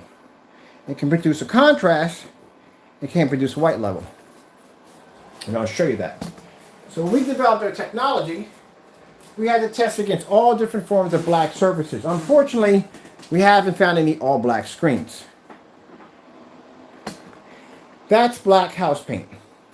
See how dark and dirty it comes up? Because it can't produce white light. Well, these screens can't produce contrast. Now I'm going to show you something. We're going to come over here. And we're going to pull up the color red. We'll pull up white first. I think to this light blue. Now you see how dirty the paint comes up? Can't pull white light. And if you can't pull white light, that means white levels come up dirty and muddy, skin tones come up dirty and muddy. You get a really dirty, dirty picture. All right, so let's, I got mixed up in the dirty talk. Okay, I think it's kind of weird. Anyway, so let's go over to white. And we'll show you here. We'll clear it up and we're going to white. Do you have any idea how hard it is to get a black screen, not only to produce a brighter white image, but different shades of white? Because white comes in multiple shades. You get an eggshell, you get a colonial, it comes in multiple shades.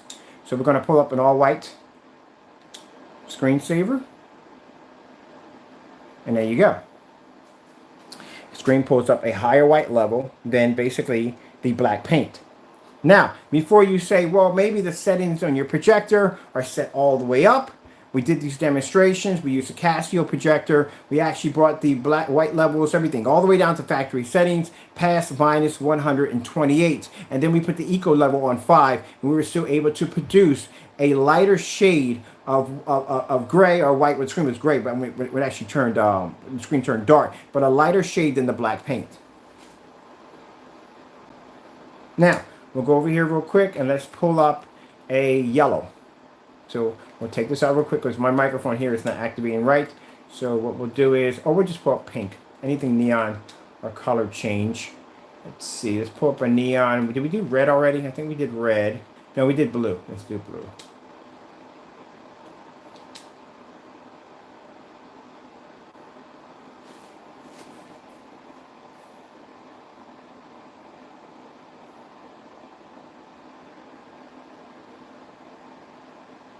Now, what was that again? Over message. Oh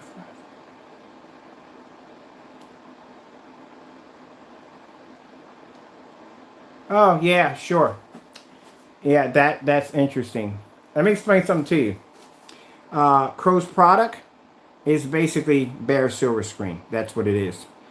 Due to the fact that it has never been tested on any form of high performance projection screens at all. Period. Name one screen that this product has ever been tested on. Any demonstrations of this screen producing any images outside, anything whatsoever. We have letters here from SL Screens that wanted to do business with us, as in going down to Dallas, Texas, and basically signing contracts to do business with the company. We have NDAs from Seymour AV. As a matter of fact, I even have documents from their lawyer when we had confrontation where they wanted us to stay away from their technology. And this is SL Screens. And if you don't believe me, well, there will be a special link in the video. I want you to click on that, and I want you to read that document very carefully. And that's a document that we had a conversation with a fellow over at Black Diamond back in 2015. And it was basically discussing a technology we developed that we did side by side to one of their top screens, which was a Black Diamond. So please, that one right there. I like to, these are the people that come in and try to say that his product is good. If his product was good, he could easily do any one of the demonstrations I have done. Now in this demonstration, I'm showing you how our screen is beating actually performing next to a screen that has a gain of 0.9 and the other one has a gain of 1.5, and these are elite screens. These are screens that were actually really there at the show. I doubt a screen paint that basically sits in the dark on a high power projector ever made it to that show, but nice try. And right here. All right, see how dark the color is right there? Now, this is what we're going to do. I'm going to show you something here. We're going to go over. I'm going to remove these off the wall right here. Well, you got to test your stuff, man. Let me tell you something. What is the point of testing your product against your own screen paint mixes? What is the point? Where's the challenge of testing your product against your own screen paint mixes? I have here in my collections of all the sample sheets of all the different forms of technology and projection screens on the market. If anyone came up to me and said, hey, what is the difference between your technology and this screen right here? You know what this is, right? We did it already. Tested the screen, passed it already. This is one of their top screens. I forget right here. We have here. Sorry about that. We got a bit of a mess going on here. This is actually one of their darkest and top screens that they developed. This is a new screen by Daylight. We tested it already. We passed it. 0.8 gain. Already done. Demonstration done on it. Have you seen Crow test this yet? No. All right. Let's move on from there. You know what this is? This right here, my DMP Super. We have both Finney and Blade, both tested. We did them already. Beat both screens. Now let me show you something here. We're going to go over to. I've done my demonstrations on 20,000 projectors. Keep in mind, even our outside demonstrations alone, no one can hold a candle to. I have a demonstration outside on a 50 lumen pocket projector at 5 feet back outside. Name one company that's ever did it. If you can name one company that matched that demonstration, I'll give you free paint for a year. Just name one. One company that's matched that demonstration, and you got free paint for a year. 50 lumen pocket projector outside. Not one. You have to back up what your stuff can do. I doubt he was ever there to begin with. Because keep in mind, I'm in the home theater field too, and I know a lot of people, and I have a lot of connections with some interesting people, and you'd be surprised the kind of people I talk to on a regular basis every day. So no, he was not there. Let's move on from there. No company is going to stick their name or even be interested in anybody who's done any real demonstrations. You ever been to a test facility before? You know what a test facility is?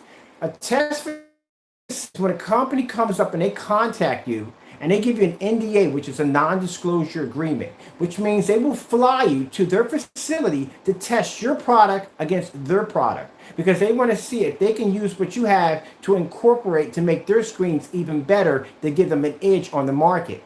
I've done this 6 times, which means they bring you into a room and they have you make this product in front of everybody. You have to make this in front of everybody. And then they're going to take that product and they're going to stick it under lights. They're going to take it outside. They're going to run all the brutal tests that you can possibly think of. For me, that's a cakewalk because I did this stuff already. I have demonstrations called 1100 Lumen Challenge, which shows my screen sitting outside at daytime hours on a projector of 1100 lumens, 12 feet back, pulling up a GE demonstration of the Jazz display outside at a 190-degree viewing angle. Now, that's 1100 projector, and you're going to take my screen outside and hit it with a 10,000 lumen projector? That's a cakewalk. It's too easy. All right, so let's come out of here real quick. He doesn't do demonstrations like this. Okay, I'm going to put it this way. Let's make this interesting. Tomorrow morning, I'm going to get up. I'm going to do a demonstration outside of a star field at 4 o'clock in the evening, right? There's going to be plenty of light outside, 4 o'clock in the evening. And I'm going to give Mr. Crow 2 days to perform the exact same demonstration, to pull contrast on his screen outside. I guarantee you the demonstration will never be done. You know why he has to do a demonstration in the dark all the time, just like I proved here? Light gray screens can't pull contrast. And if it can't pull contrast, it means the image is going to fade. And if the image is going to fade, the color is going to fade. Just like you've seen here, right here with the Elite screens. I'm pretty sure an Elite screen is much better than bare silver screen or everyday house paint. But can you prove the difference in your technology? What makes your product better than the next person? I can come here live and show you. All these sample sheets I have, I can show you. One by one, I can show you. But have you ever seen him do a demonstration with his paint next to bare silver screen, next to any form of gray primer, and do a demonstration on a star field in a fully lit environment? We're not talking about curtains halfway, curtains pulled all the way up. Let me show you this right here. I'm going to show you this one thing right here first. Let's go over to the LG, I think it's LG snowboarding, correct? Yeah, it's LG snowboarding. No, matter of fact, let's pull up the other one. I like the other one better. I like that one. That's real nice. You know, I'm not trying to be rude or anything, but to come into my channel and try to give this man credit where I don't see this man really doing anything, don't do that. I mean, days on levels you can't even begin to even try to do. Come on. You gotta, come on, I got a room for the projectors that I own. People ask me how I own so many projectors. I've tested myself on just about everything. We had Crow's paint here, buddy. We had it here. We had Crow's product here. As a matter of fact, I had a paint called, under my company's name, under Digital One Crystal Screen Paint, we developed his paint 11 years ago. And you know why? Because I ordered Crow's paint. It's on its way here. Actually, we ordered all of them. And they're going to be on their way here. And when at the end of the demonstration, we're going to take his product. We're going to put it against the high performance screens like you just saw me do here. We're going to take it outside. And on top of that, I'm going to make the original Digital One Crystal screen paint and put it side by side. And I guarantee you they both match. And you can check that video. They're time stamped. Every YouTube video has a time stamp on it, which means you can check the date on when that product was first developed. We had the first video when we actually launched that product. Now, you let me know who was making the paint first. So let's go from here real quick and let's pull up the Skywork. It doesn't bother me. I love a challenge. Come on, man. Look at some of the stuff that I do. Nobody does demonstrations on my level. I love a challenge. It doesn't bother me. It doesn't tick me off. It doesn't make me angry. It doesn't frustrate me. It makes me happy because it gives me a chance to show what I can really do.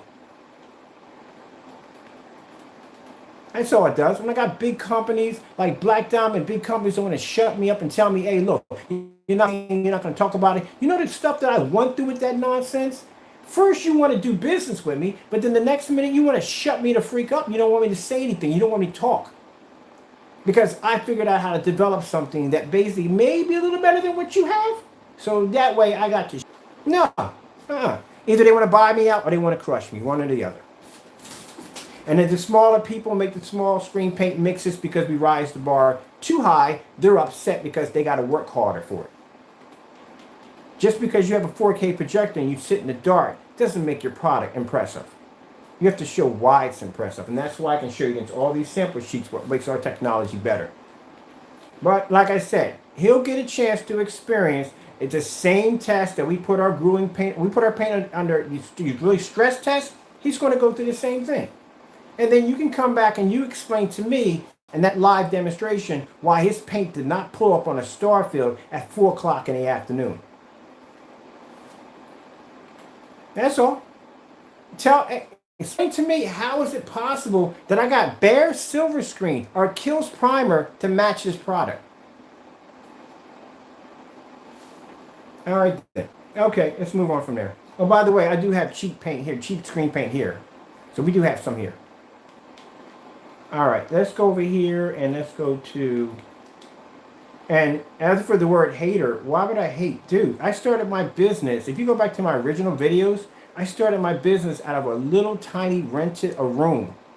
Little rented room. That's where I started from. Sleeping on the floor with a little tiny refrigerator. That's where I started from. I was blessed to move from my company to blessed to be in 3 big houses. My next house, I'm buying straight out. I'm not trying to be rude or disrespectful, but the man still sits in the same apartment. Progress on how you grow and how what you build on, my level of technology has grown, and you can go back and timestamp, check my videos all the way back to my original company under Digital One Crystal Screen Paint, and you can see where my progress level has jumped. Because it comes from hard work and dedication. If you don't put your time in, you don't get what you put in. All right, so let's go right here real quick. Oh, here we got it right there the whole entire time. Okay, here we go here. I love this. And my friend, let me tell you something. I have no hatred towards you whatsoever. I love you, and I really do. I do. I got no hatred toward people. I like the challenge. If you don't challenge me, there's no fun in the game. I appreciate it. I appreciate when people come in, the naysayers. I love the naysayers, and I love the haters. I love them because those are the ones that push me to the next level. Those are the ones that give me the push to become better. Those are the ones I like.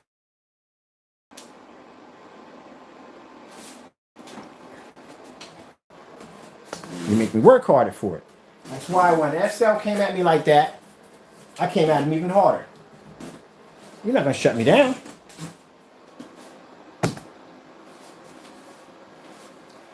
There you go. That's black house paint on our technology.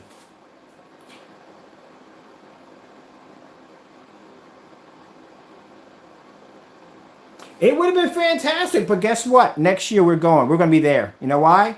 Well, there's some things you don't know about my company. There's some big things. We got some heavy investors, and we have a paint coming out called a Supreme 9 and 10. They're going to be there. Trust me.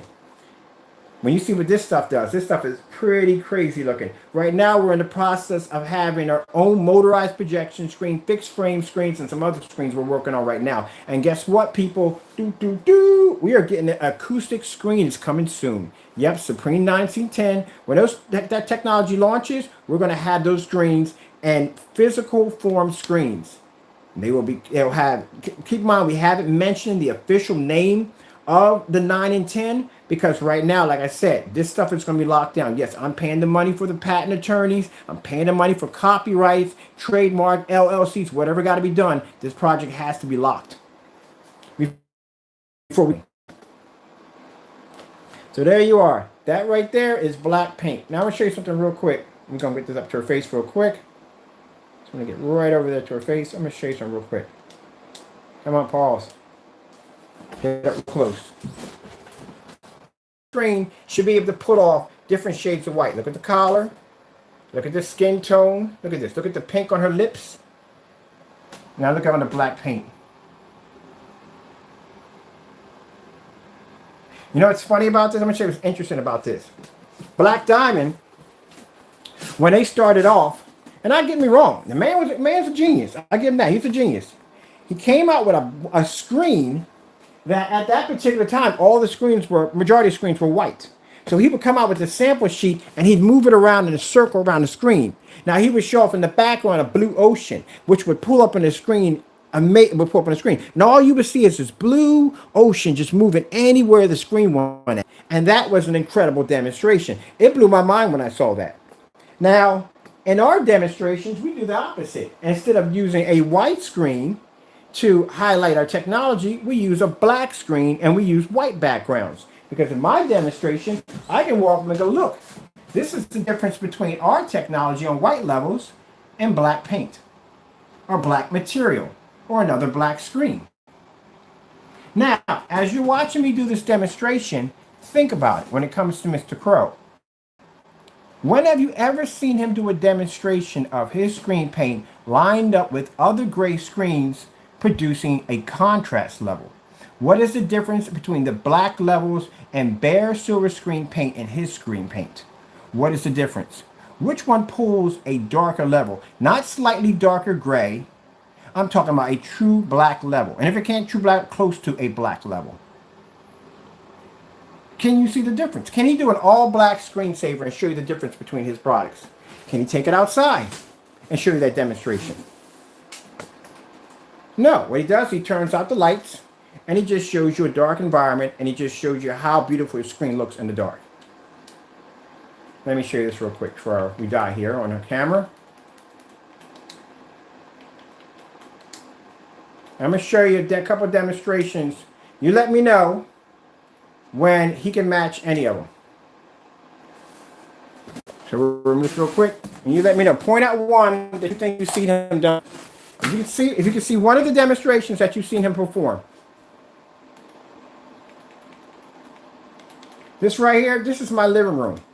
This is how much ambient light hits my living room at all times.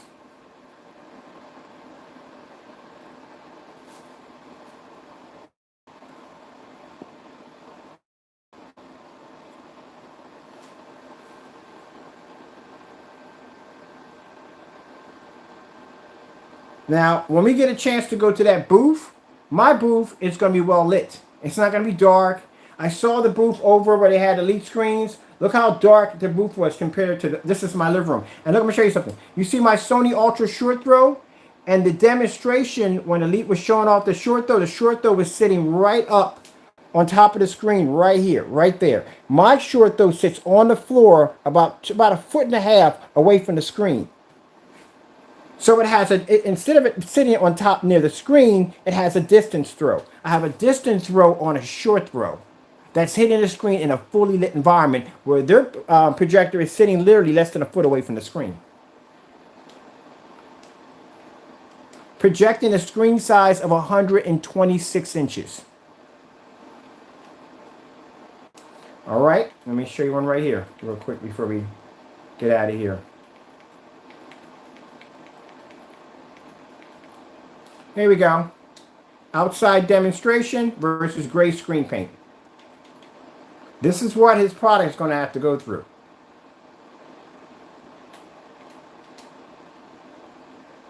That's me watching Tron outside. That's how a gray screen reacts with our technology outside. And projector's 4,300 lumens and it still can't pull it.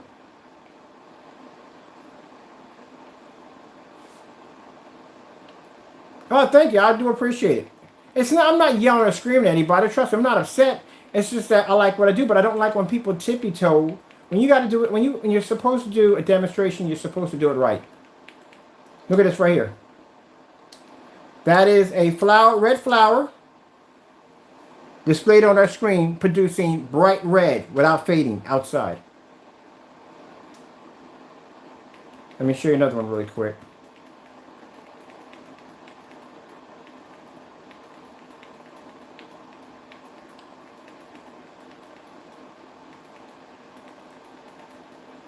Right now I'm outside rebuilding the screens outside. I got a project going on right now. I'm building right now the 180 inches coming down, and I'm converting that into a 200 inch 235.1. You ever seen a 200 inch 235.1 black screen? You're about to see one this summer. I'm building one in the backyard. I'm still working out the projector right now, so I'm trying to get a venue projector. The projector that I'm picking up, the Sony, the settings on the Sonys, all my projectors are set to eco mode, all of them. I already did the demonstration. I put a link at the bottom. I did a demonstration displaying the brightness levels on my projector, turned them all the way down to the minimum, and put them all at eco low level 5. I did the demonstrations. I put 3 links down there. Check them out. I got links for days on just about any test you can possibly think of. So I'll put those links right at the bottom for you to check it out. I did that already. Projector settings. They challenged me on that. Did it already. I did it on the Casio. I did it on the 4,300 lumen projector behind me. And I did it on the ViewSonic.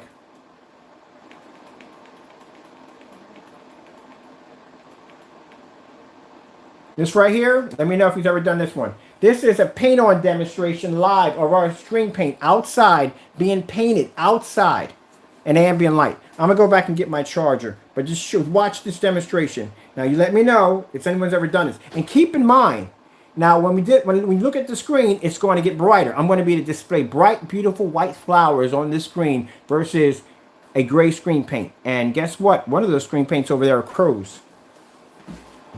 That's crow's paint on that board out there. So check it out. Right back.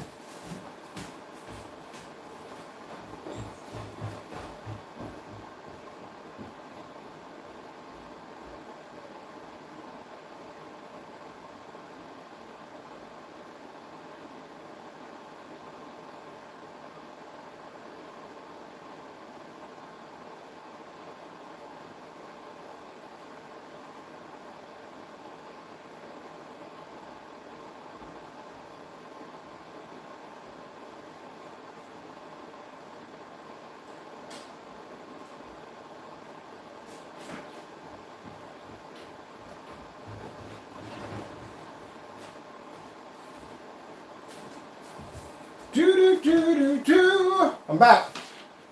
Gotta get a charger, phone side on me. So I gotta keep the phone going. You know, I come on here and I say, you know what, I'm not gonna stay on that long. I'm gonna be off in a couple minutes. And next you know, it's 5 hours go by. 5 hours? And I was like, well, it's a lot to talk about. So much to talk about. So much to show you. There's so much to show you. So you're watching me do a paint-on demonstration outside. Because I figured, what's the best way to show you about ambient light projection screen paint? So the best way to show you about ambient light projection screen paint is to do something that no one else has ever done. Let's paint a black screen outside. And not only paint a black screen outside, but let's do it next to bare silver screen and crow's paint. We had this paint here already. We went through an issue with crow's paint about a year ago when we had orders that were getting canceled left and right. And I guarantee it's going to happen when we place these orders. And I got the video demonstration, watch yourself. Orders were canceled 3 or 4 times. So hopefully we get it over here. Hopefully, if I explain to them, any of the orders get canceled, we'll post the orders that are being canceled on eBay. So I want you to look at this demonstration right here. And I want you to look at that screen. That's the screen producing a star field demonstration outside on our product. Now, before you start thinking, well, it's just displaying black contrast levels, let me show you something right here real quick. Let's go over and take a look at some real bright colors on the screen. Now, as the screen starts to dry, it's going to get brighter and brighter and brighter. That's the screen pulling white levels.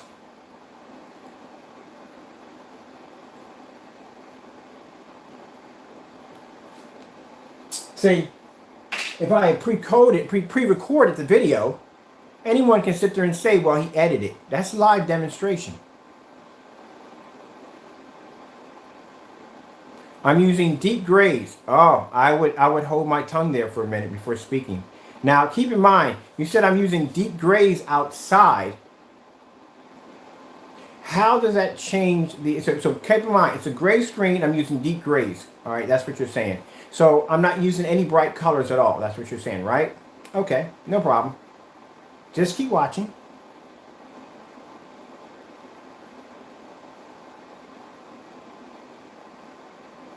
The screen paint that's outside is gray and white.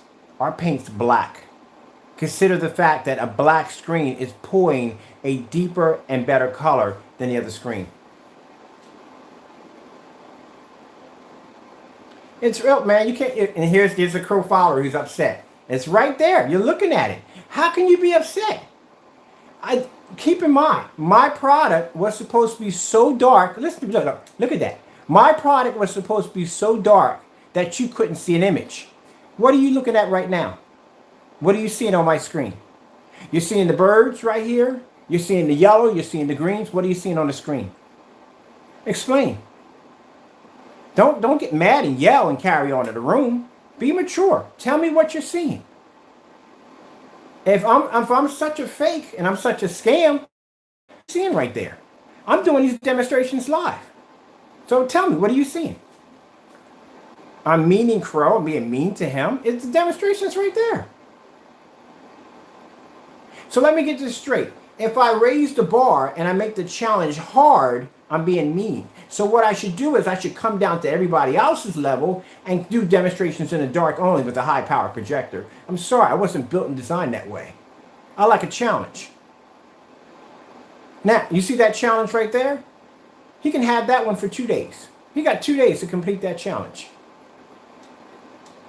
If you're going to challenge my product and you're going to call me a scammer, you're going to call me a fake, then back up what I do.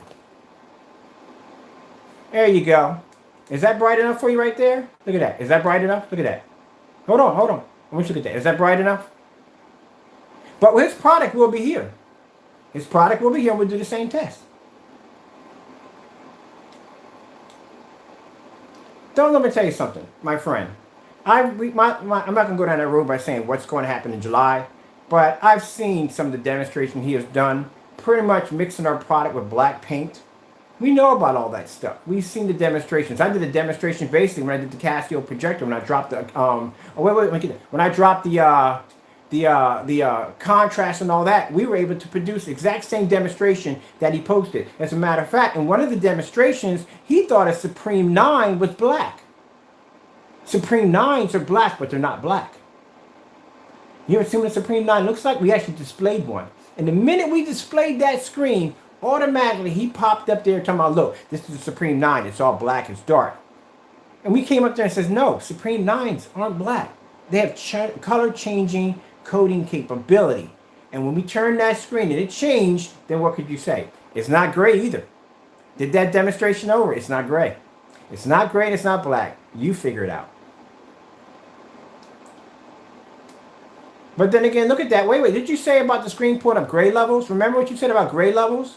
That's a butterfly, my friend. Look at that. Wait, look at the screen real quick. You said something about gray levels.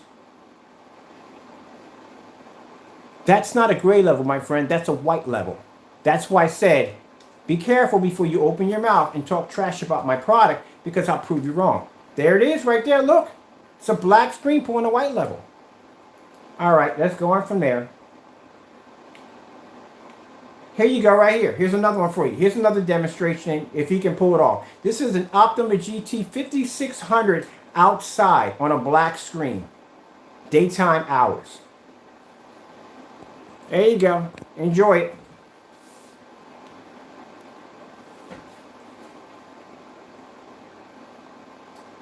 There's no windows blocking the screen. There's no doors. There's none of that. You can do that demonstration. What about that demonstration right there? You think you can do that one? Hold on. I got another one. We got a few more. How about we do, let's see. I got one for you. We got one called the 1100 Screen Paint Challenge. It was never met. It was done on 1100 lumen projector outside. Oh, wait, I forgot to show you real quick. This is a demonstration we did against daylight screens. They're one of the high-powered screens that they developed. Let me show you this demonstration right here.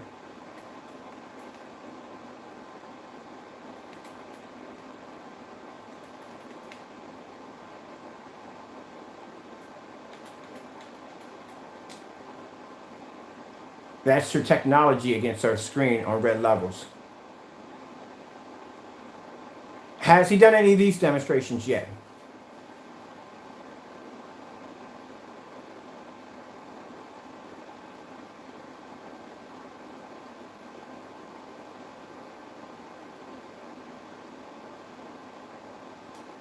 All right. Look at it. See these demonstration tests? All these demonstration tests right here? I'm just asking you just back one of them. Just do one of them. Have them do one of them. Oh, here's an interesting one. Check this out. That's the other projector I just purchased. I'm going to show you. This right here is a Casio projector. Come all the way in here. So you can see my Casio. We did Seymour AV already. I got Seymour AV here too. I got the 1.2, 1.3. I have them here. I even got the matinee silver and the matinee black. It's here already. We got it. I got Seymour AV. You got it. You got to go higher than that, man. We got it here. We got everything you're talking about. We have it here. We do all these tests already. We do these tests on a regular. This is nothing over. He hasn't done all these tests at all. Any of them. Got to try harder than that.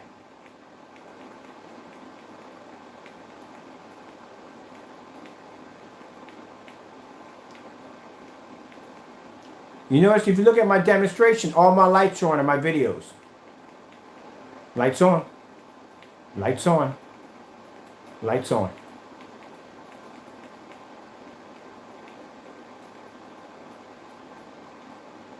There you go. Hold on.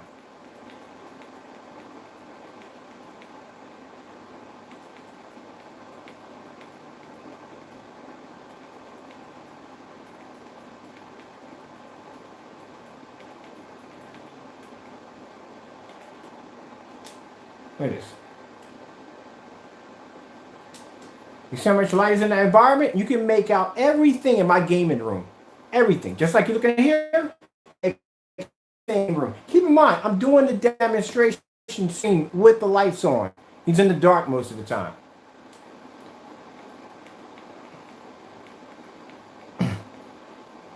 There you go. Outside.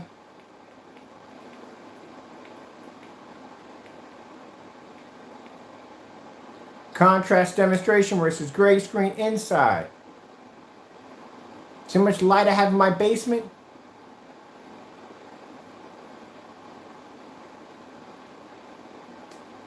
Gray screens are fair. Here, I got one for you right here. This is a good one. Have him pull this demonstration off.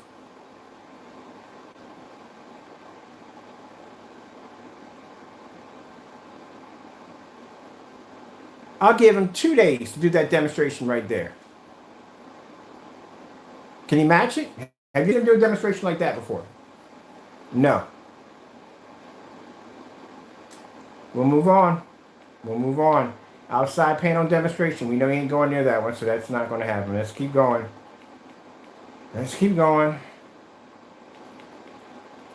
Here we go. You know what demonstration this is? Extremely hard. This is a Casio 2500 lumen projector set in eco mode. Oh, mind the way. That is my Optimum 6 and this demonstration on the PS4 fully lit environment. That's on a ultra short throw projector. So I got an ultra short throw projector in Sony, and I got one over in Optima. Tested both projectors, but that's not the fun part yet. Let me show you the fun part. Let me show you how we do ambient light projection tests over here.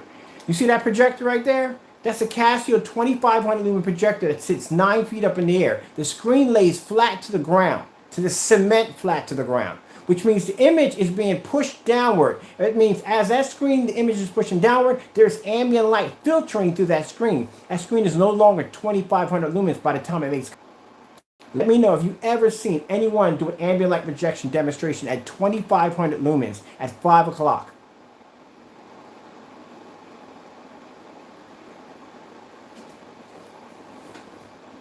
Come on, man. Really? Seriously? Look at that. Show me one demonstration anywhere on YouTube of somebody doing a demonstration at that level. But wait, that's not enough right there. Let's go a little farther into it. Let's have some more fun with this. On the ground at 9 feet up in the air, but I can get down on the ground and I can produce a 190-degree viewing angle while the screen is projecting onto the ground where the screen is laying, and outside daylight. That is more light than he has in his bathroom by itself. Challenge on that one. If you're going to talk trash about my product, back it up. I bet you never even seen these demonstrations. I bet you didn't even know these demonstrations even existed. This is the level of testing that I put my product through. That's why the daylight screens, DMP Supernova, they don't do demonstrations like this.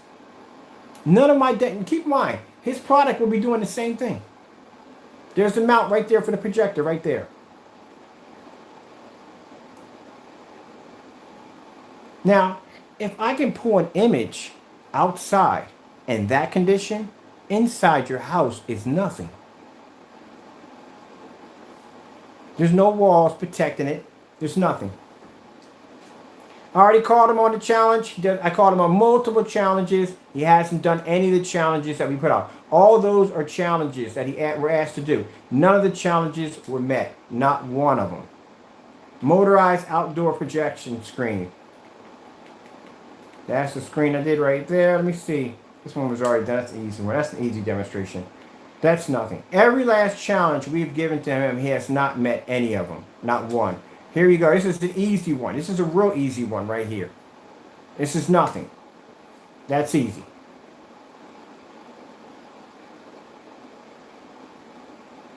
Outside demonstrations we asked him to. Here's another one right here. Ambient light, real ambient light projection. Look at the corners. Look how bright my living room is. I just want to see him do one of the demonstrations. Just do one of them on his screen paint. Do you see how much light is hitting that screen in that environment? Mind you, that's on an Optima GT56. An Optima GT56 projectors were only designed to go 100 inches. That's it. After you go 100 inches, the screen actually deteriorates. That screen is 126. So not only do I have a screen that's stretched out way beyond its pixel capability, but it's produced image in a fully lit environment. And if you notice, my projector does not sit against the screen. It sits away from the screen. So at a ultra short throw, it has a distance throw. The 179 actually has been boosted to 100. So we had it at 50 when we first launched it, and around maybe 50. I'm talking about $50. 50 count in the shopping cart. So when the shopping cart runs out, there's no 50 in the it was supposed to be 50 in the shopping cart, but that night around 12 when we launched it, 20 of them went overnight. So paint's been selling like crazy all day. So we're down to out of 100. We reboosted and put 100 in. So right now we're down to about maybe 15 in the cart. So they may put another 50 in tomorrow. Keep in mind, if you go to the cart, and if the cart is basically the paint price is $179 for 2 quarts. 2 quarts will paint a screen size up to 150 inch at 16:9, 16:10, and 235.1 if your projector has that capability. You can do that one easily.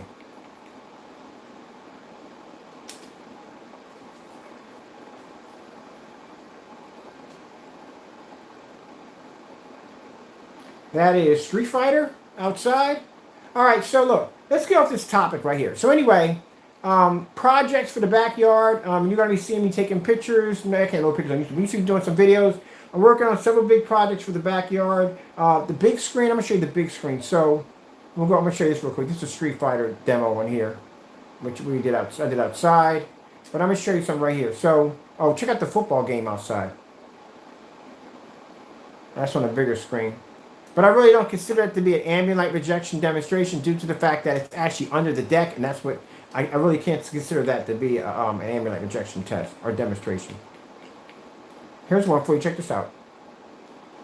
That's a star field outside at around 8 o'clock in the morning.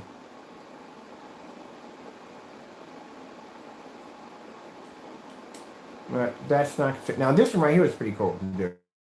This was Batman. Out at around 6 o'clock. That is my 180-inch screen right there. That's the screen that's being removed. So out there, I'm going to put out there okay, to the sides of the deck. See how it expands from one side from here to here?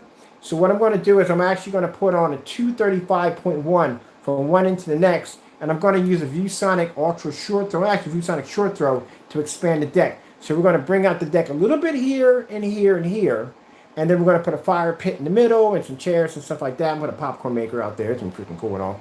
It's going to come back in the house because, it gets shorted out. And we're going to put a 235.1 deck there. On the other side, we're going to put an inflatable screen, and that's going to be the 240-inch. We're going to hook up, because that screen I'm going to have air mattresses out there, so my nieces and nephews can go out there and lay down and watch cartoons and movies out there at night. It's going to be pretty cool. Oh, hold on for a minute. Oh, here we go. This is Star Wars at 6:57 outside on a 180-inch screen, playing the PS4 gaming system. Around 21. But keep in mind, people keep saying, well, it's 4,300 lumens. You don't have 4,300 lumens when you're outside. Not anymore. Because keep in mind, at 21 feet, 4,300 lumens, it's going to have to travel through all that ambient light outside and maintain the image on a screen that's black. People think for some reason why, if they have a projector of 50,000 lumens, that they have 50,000 lumens by the time it leaves the projector and makes contact with the screen. No. Depending on how far the projector sits back and how much ambient light you have in the environment, depends on how much lumens you have before you make it to the screen. And if the screen's black, then it makes it even harder for the screen to pull up an image because it's black. So it's canceling the light at the same time. You know why they usually use high venue projectors? Check out the contrast on this.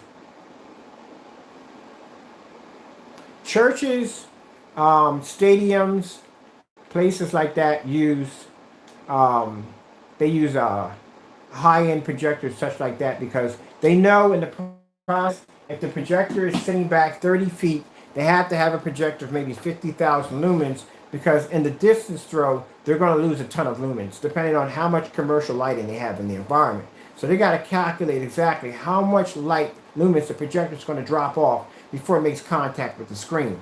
Now, even if you have a projector, and even depending on how much light you have in the environment, or how far back the projector is sitting back, you can start off with 50,000 lumens when you turn it on. By the time it makes destination, depending on how much light, and keep in mind, this is inside of a building that has commercial lighting, you could pretty much hit the screen maybe at 20,000 lumens. It may hit the screen. Maybe less than that. But then imagine if you're outside, where you have no walls, you have no ceilings, nothing to protect you from all that ambient light, then you lose 10 times more. And depending on in the daytime hours, which you can see is probably around 6 or 5, about 5 o'clock right now I'm showing out this movie. So I say that projector probably nailed that screen at probably at 9,000 lumens. Probably, not 9,000, I'm sorry about that. Probably less than 43, way less than 43. But as you see, I'm watching Star Wars outside. My neighbors on the other side, they moved all their chairs to one side of the yard so they can see the screen.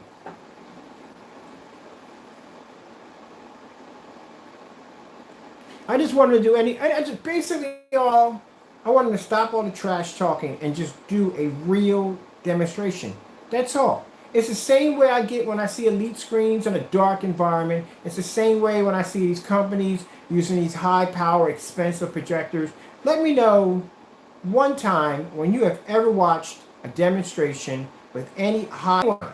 You've ever watched any one of these big companies saying, hey, look, this is the new so-and-so screen, and the projector we're going to use behind us is an NEC VT 959, whatever, at 2000 lumens 720p. No, they get the most high-powered projector they can possibly get their hands on because they have no room for error. So one time I went over to Best Buy and I got kicked out of a freaking booth. I got kicked out of the show booth when they were showing up the screens because when I sat down, everybody was sitting down and they were looking at the movie chairs and the screen and they're all fascinated by it. But I was curious about the projector sitting behind me because that's what I do. I was like, what's the projector? What's the power behind the projector behind it? How many lumens is it? Is it 4K? What is it? It was an 8K projector sitting behind me at 10,000 lumens. That thing could have hit the size of notebook paper and it came out looking like a plasma TV. You're not showing me anything. Give me something crappy and then show me something. Okay, let me something real quick. My room is cooking. I am cooking in this room because of the freaking heat in here, man.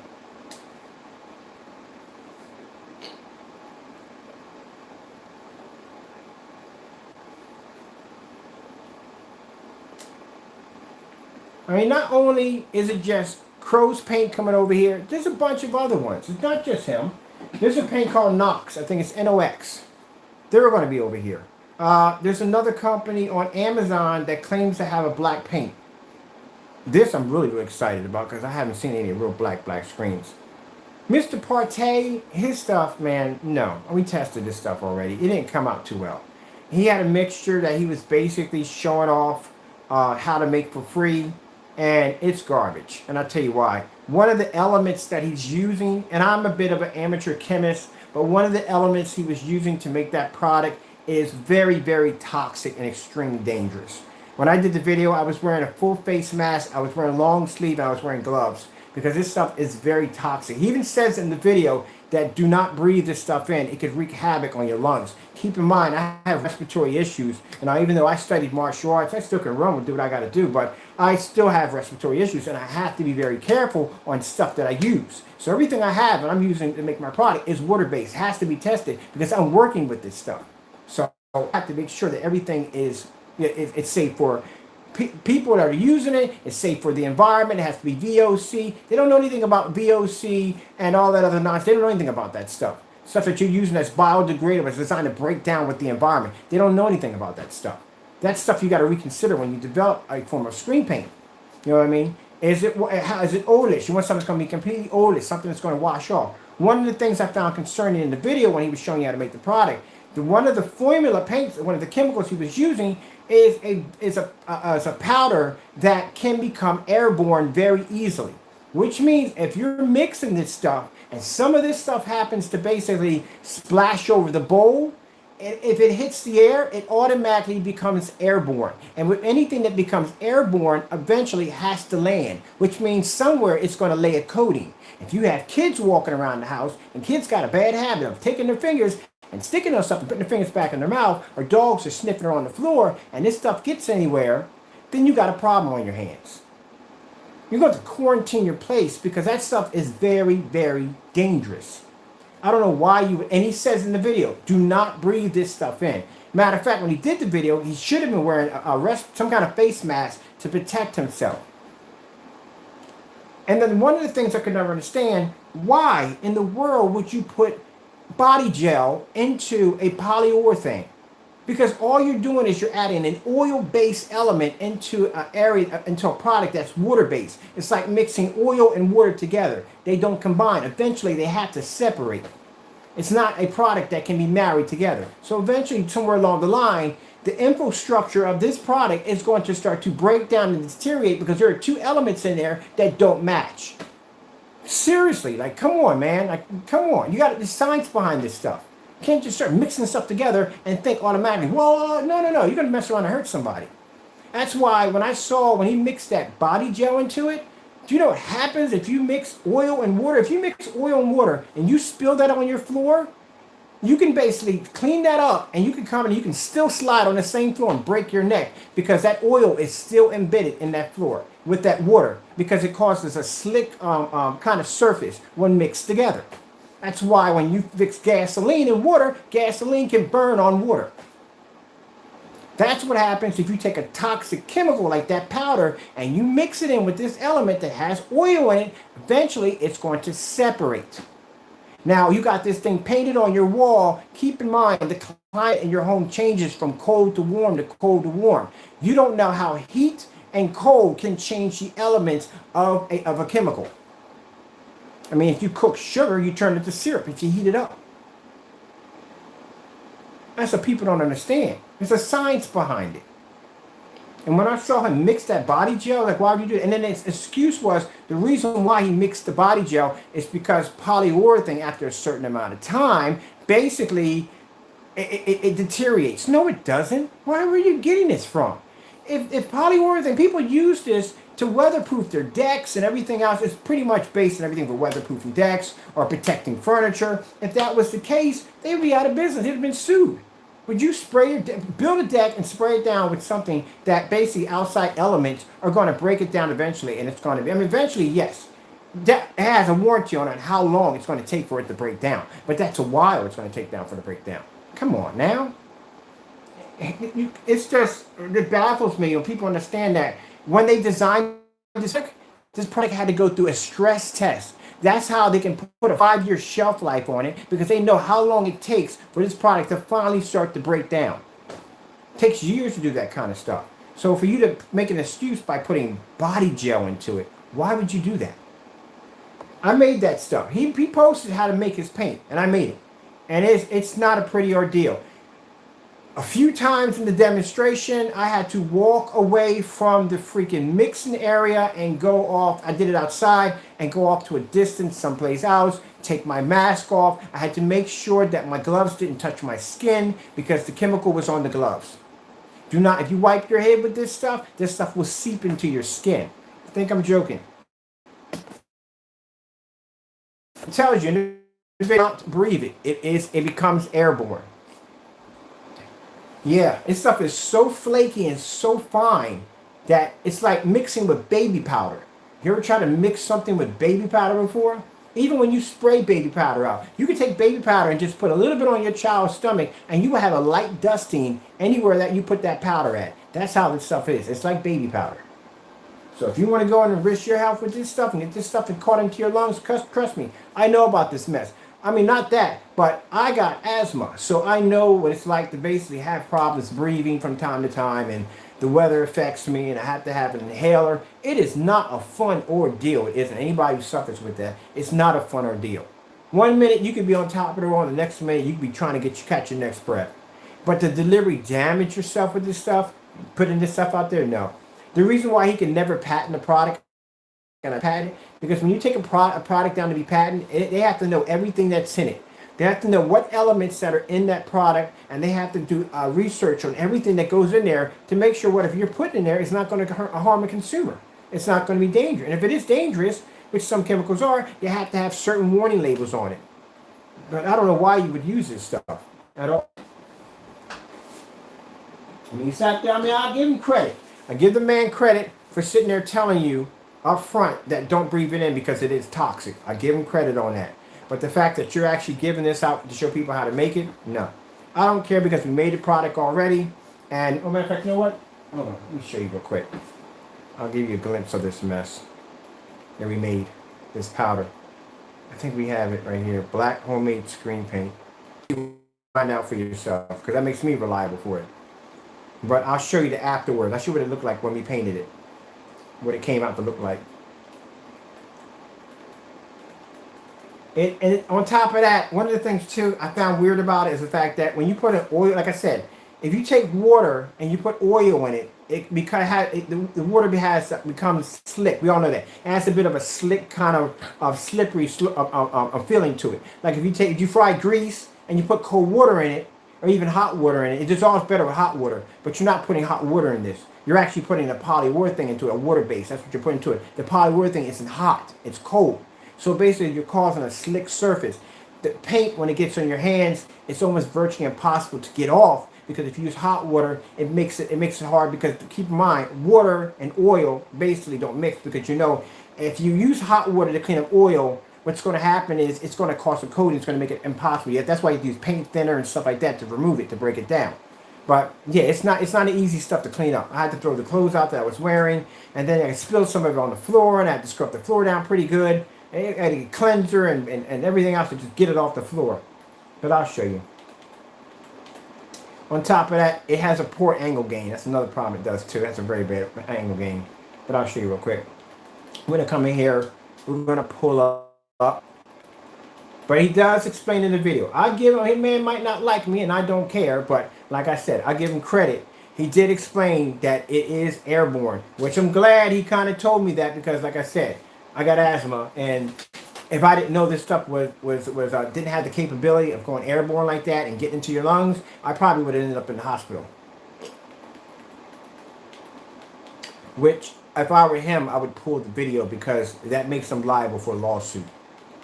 If you post something, I mean, if you put a disclaimer up there and telling people not to do it, that you do it at your own risk, then you're kind of in the clear. But if you didn't put a disclaimer up there telling people not to do it, and you didn't really, you told them, okay, look, this stuff gets in your lungs, so you put it at your warning at your own risk, we're not responsible, so and so and so, then he's kind of screwed on that one. Someone could actually sue him for that. All right, we got black paint, black paint.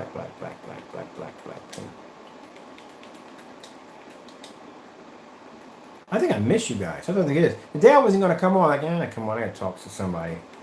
We'll have some fun. Here. Hold on. My fault. You don't know the heat is down in my room, and my temperature in here is insane right now. And I got to be careful, like I said. Right now,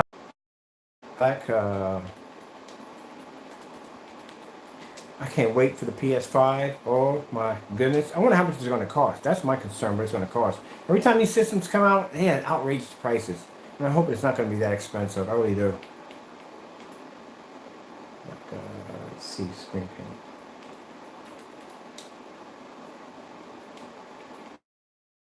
Come on.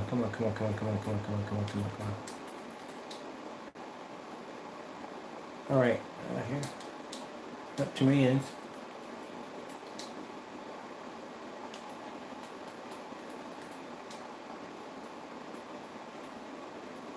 There we go. Free best do-it-yourself black projection screen paint. Don't make that stuff. You want to damage your lungs? Man, knock yourself out. You can be wheezing and you can get hooked up to one of these all day. This will be your best friend. If I can find mine. Mine's around here somewhere. It's probably downstairs, my inhaler. It'll be your best friend for the rest of your life. There you go. Good way to mess your life for the rest of your life. Let me show you right here. Let's see.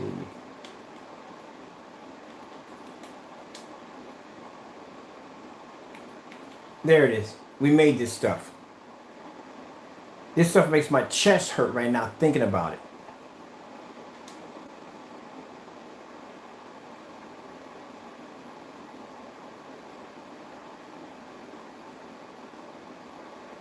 Let me see, make sure we got the right one. All right, that was the house. Now let me make sure we get the right one. Yeah, because I should have put that stuff made my chest hurt. Freaking had to wear a freaking mask to wear that, make that stuff. And these people are making it without a mask. Yeah, this is it right here. This is it right here. So I'm going to show you.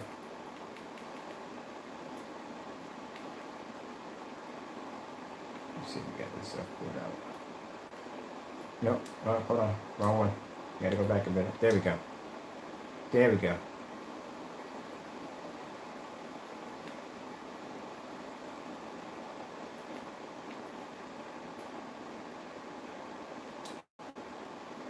See that chemical right there? Right there, that mess right there? You get that stuff in your lungs, you're screwed. I mean, you're seriously screwed. You breathe that stuff in, it becomes airborne, it gets on your clothes, it gets in your skin, you're screwed. See those rubber gloves? That's the mask I got over there? That's what you have to wear when you're working with that stuff. You can smell it through the mask. You can smell it. A few times I had to take, you see them fresh, I had to put fresh filters in my mask. You could smell it through the mask. And 3 times I had to get up and walk away from it because basically it was causing problems. That's the body gel right there. Do not make this stuff. You want to screw yourself up, knock yourself out. You want to hurt your kids in your house? Go ahead. Don't make this stuff. This stuff is really dangerous. So hold on for a minute. Let me go and show you what the reaction we got from it. And this is the product. You should have put a disclaimer telling people at your own risk not to make it. Or if they do make it, at their own risk. This is right here. This is the polyurethane thing he was showing off right there. That's right there. He used to make his screen paint. I don't know why. Polyurethane, I don't know why you would need it to begin with. All right. Over here, let me show you right here. This is, let me go back here a little more. I'm going to show you all this.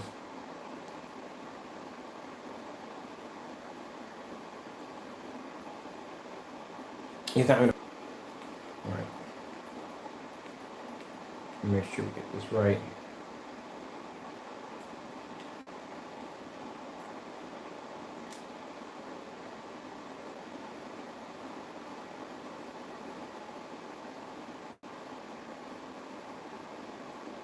Let's go way back. Let's see.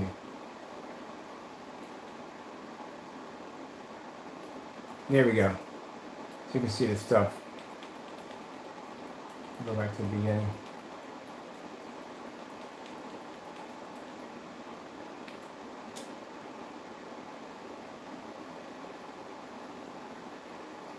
So you see the 2 screens on the far end? That's that mess. Stuff is a pain in the butt to clean up. Let me show you real quick.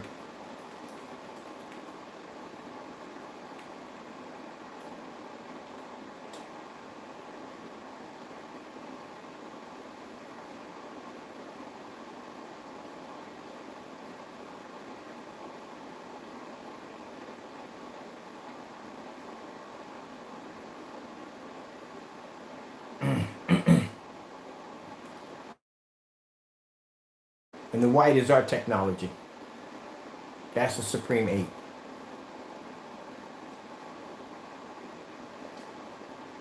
Yeah, partays mix. That stuff is toxic, man. But we're going to be, I might do his, and he doesn't really have anything, so there's no point.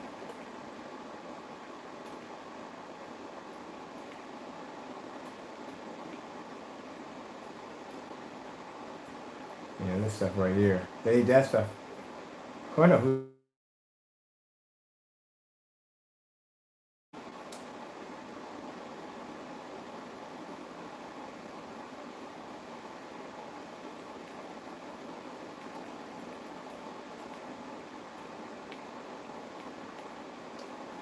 Right.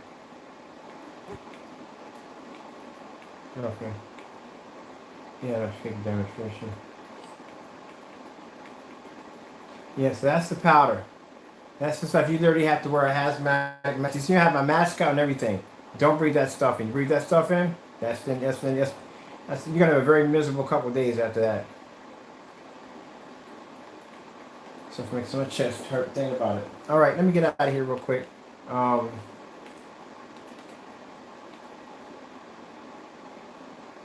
remember making that?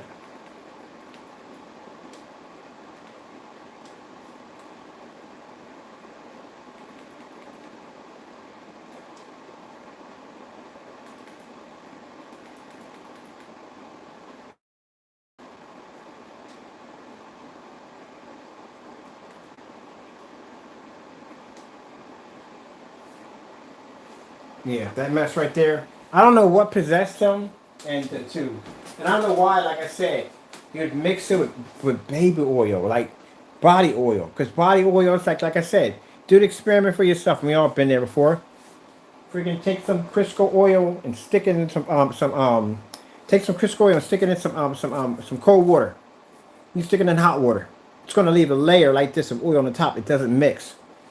The object is when you basically mix. If there's any conflict in there, then it's going to be problems down the line. Problems in line can lead to all kinds of stuff. So if this screen starts to flake or it starts to peel, anything that comes off that screen and that oil's in there that's basically separating whatever's in there, especially if it separates that toxic powder, yeah, you could have some problems on your hands. Your kids decide to walk over and lick your screen. Oh my goodness, man. People, boy. I saw this demonstration when I was in the car. I thought this thing was so sweet looking.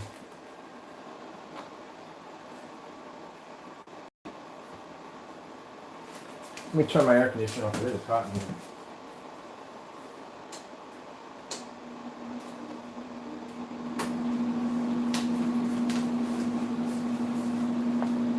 All right. I know the fellow I was having the conversation with, man. I love people like that. Don't get me wrong. I love people like that. I love people that come and give me a challenge. I do. If it wasn't for those jokers, man, I'm telling you, I would be bored half the time. I really do I love them. I do. I love the challenge. People think that maybe I'm in there having debates and yelling at people and stuff like that. Like, no, I'm having fun. I'm enjoying myself. Gotta have some conflict. I mean, come on. That's where you get to. That's where the challenge comes in. It's no fun if you don't have a challenge. So I like how he said he saw Crow over at the whatever awards, wherever it is. Like, yeah, okay, sure. But still funny.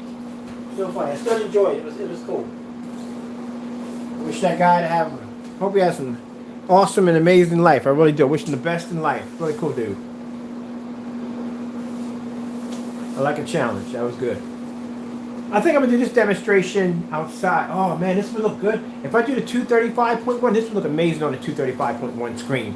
This would look amazing on 235.1 screen. I'm not going to, trust me, I'm not going to, people think I'm going to go out and I'm going to take his product and I'm going to badmouth, I'm going to say bad things. I'm not going to do that. I don't do stuff like that. I'm going to keep it fair. You know what I mean? I'm going to come out here and do the same demonstration we put our product through. I'm not going to basically call him trash, call him garbage, call him a loser. That's disrespectful. Even a person who wanted to label me as a scammer and, you know, slaughter my company, say slander my company's name and say nasty things about me, I'm not going to turn around and do the same thing. I'm going to do a fair demonstration. My screen is going to be out there along with everybody else's. It's not going to be just his by himself. So he thinks he's going to be treated unfairly. No, you're not going to be treated unfairly. I'm going to put your screen along with my screen against some of the high performance screens. You're going to be put out there in the noontime with my screen, like you've seen in my demonstrations. All the demonstrations I have done in my videos, that's what this screen is going to go through. That's all. And we'll do some we have to do side by side to see what is the difference. I had to do demonstrations myself showing you the difference between my product and black paint. So if I have to show you the difference in that, why would it be unfair to show what is the difference between his product and bare silver screen? It's just, oh, I love this demonstration. It's beautiful. I'm going to keep this on tonight. It's a fair demonstration. You know, you can't get mad over it. You know what I mean? You should have been doing these demonstrations a long time ago. I would have done that a long time ago. The minute I developed the gray screen paint, I was like, I wonder what would happen. What is the difference between my product and gray screen paint?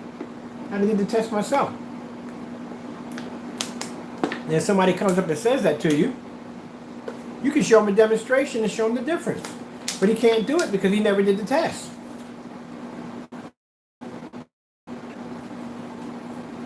So how would it feel if we find out that his paint is basically similar to bare silver screen and you were paying $100 for bare silver screen when you could have just went to Home Depot and did it yourself? How would that make you feel? Then who would be the scammer? Okay, yeah. There you go, right there. Now, so somebody says to me, well, at first they're saying, well, your product is black paint. Can't say that because we've done demonstrations versus black paint. So you know it's not black paint. So we can back it up. The problem is you just want to back it up. That's all. So if he's watching this video, just want to let you know, Mr. Crow, please understand this is in no way to basically tear you down in any way whatsoever. It's a side-by-side demonstration. You're just going to be doing much more harder, brutal demonstrations that should have been done a long time ago. The same demonstrations we put our screens through, the same thing you'll go through. You're not going to be by yourself. We will be with you side by side, along with some of the high-end performance screens, all of us together. And then we'll do some demonstrations with your product against our Digital One Crystal Screen Paint. This is our original. We also hope that you do not cancel the orders. Do not do that. If you cancel any orders, the cancel orders will be displayed on YouTube showing that you are canceling orders. Also, too, we will request the UV mix and personal mix. Please make sure that they are in the original labels that you use when you sell your screen paint to other customers. We don't want any cartoons, no characters, because we will file a not as described. So please make sure you give us the original cans with the original labels. Do not make accusations on your YouTube channel by saying I sent them their own paint, due to the fact that the paint we are getting from you and anything you have is not black, so it's not going to be our own paint. So I don't know how that one's going to even work out to begin with. So that's basically about it. So if it's not this week, next week you'll see an order come through requesting your product. I will be shooting you an email through eBay explaining to you what I want. Best of luck, I really do. All right, that being said, thank you all for your time. I have to go. Oh, wait. I forgot. I almost forgot. I got to show you the Supreme 9. Man, where the frick is the controller? I had to put the air conditioner on here. I was in here cooking, man. Let's see. Let's go. Oh, tell me the scenery is not beautiful. All right, so let's show you a Supreme 9 real quick. See how weird this is. One guy thought it was gray. A lot of people think it's gray. It's not gray. It's weird. Trust me. Some people think it's brown. They only think the screen is brown. It looks like it. All right, so I'm going to come out here and clear this real quick, and I'll show you what the Supreme 9 looks like.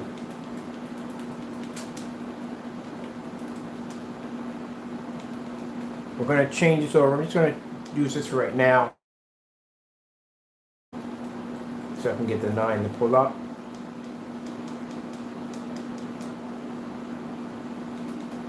Let's come over here.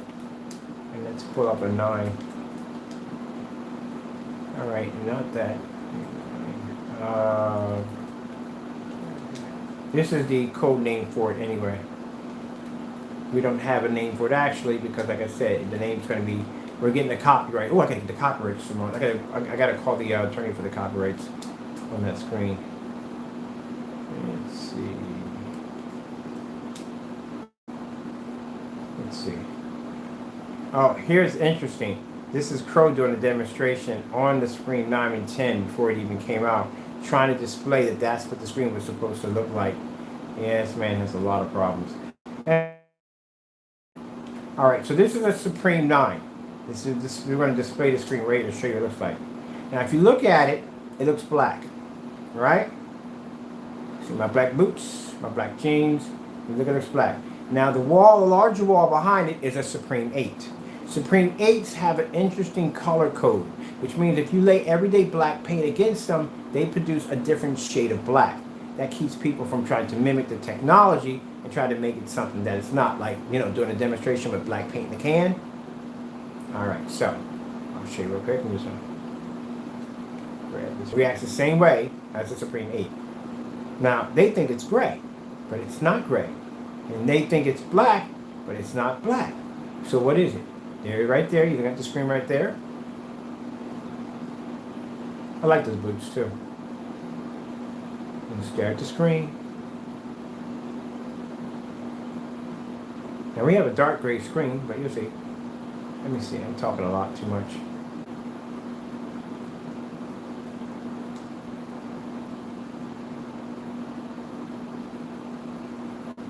Now when I pick the screen up, I'm going to lay the screen against a Supreme 8.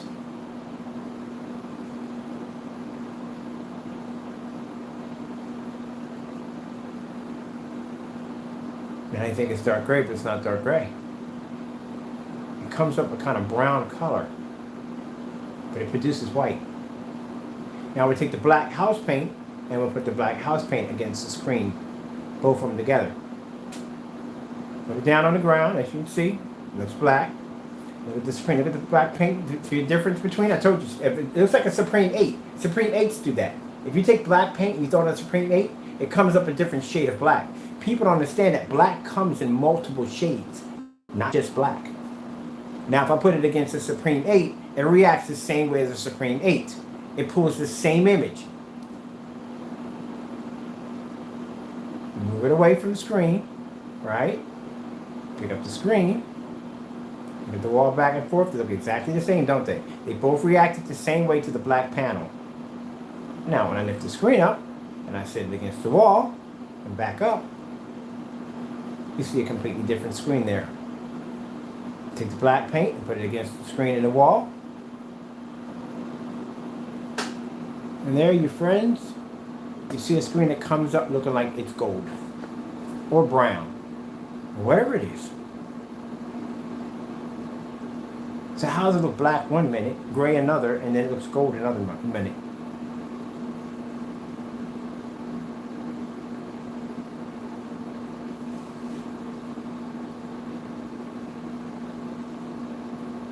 So let me see. Hold on for a minute.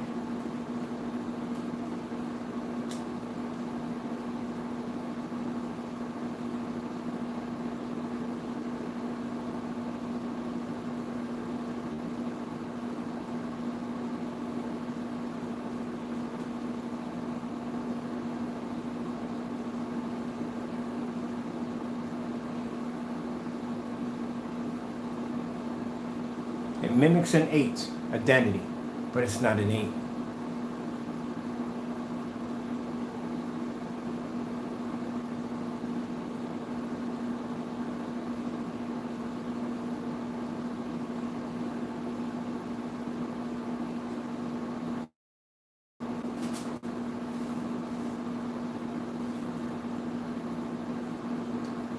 So what is it? You can't figure out the color of it. How they're changing color like that. Now, some people think it's a hologram paint. Nope, not it. Hologram paints don't come in that color. Not hologram.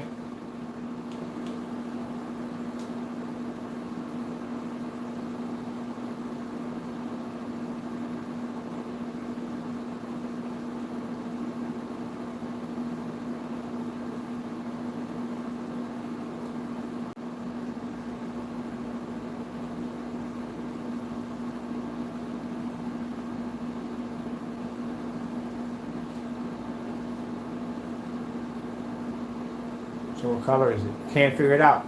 That's the mistake he made when he did the demonstration, because he thought the screen was black. It's black, but it's not black. You got to figure it out. It's the weirdest thing you've ever seen.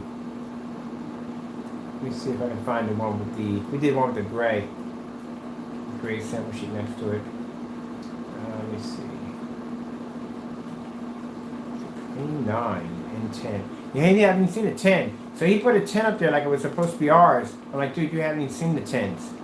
No, I've seen the 10. The 10 doesn't look... It's a strange, weird looking 10. It has a weird... I can't tell you too much about it, but it's strange. It pulls up color, white levels. It's amazing.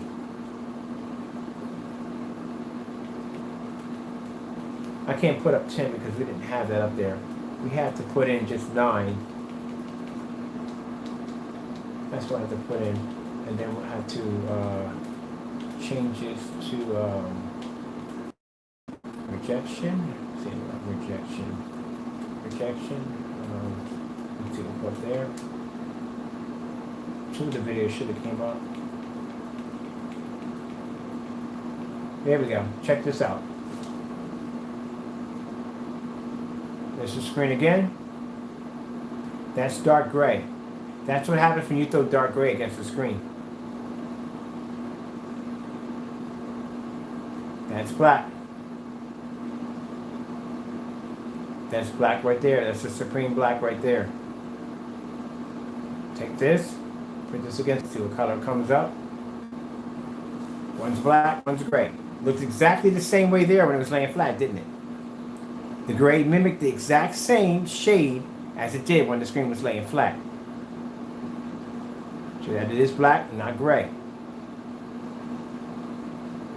So the screen is mimicking the exact same pattern on the floor that is mimicking the exact same pattern as the wall, that on the Supreme 8 wall.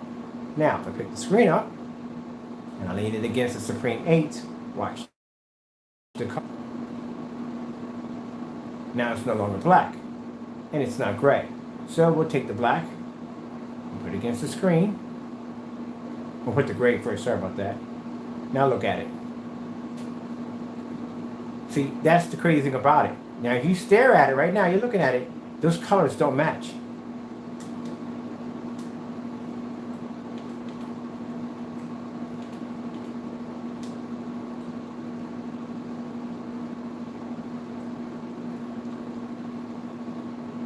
Completely two different colors.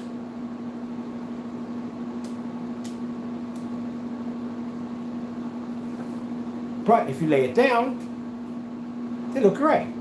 So if I take the screen and just come at it like that, sorry about that. If I take the screen over here, come back.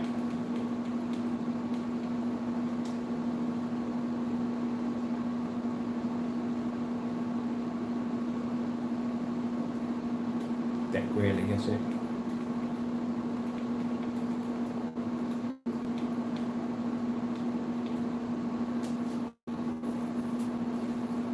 Black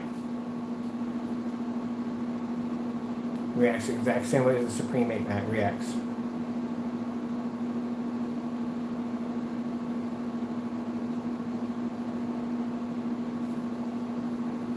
Even up close, that's black. Now if I put it against this on the screen, the Supreme 8, you would think that was a Supreme 8 laying on the ground because they're both reacting the same way to black paint.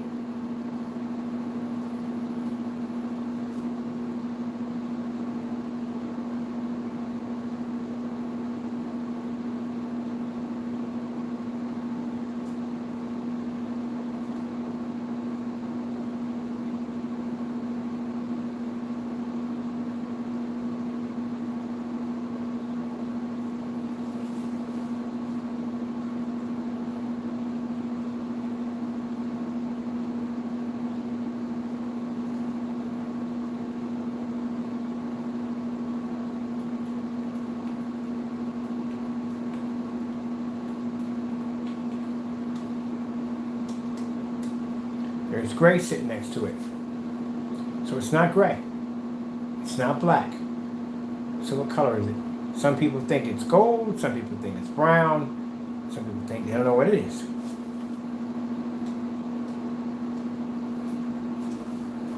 That's the Supreme 9 right there. Big screen, you see it? The Supreme 9.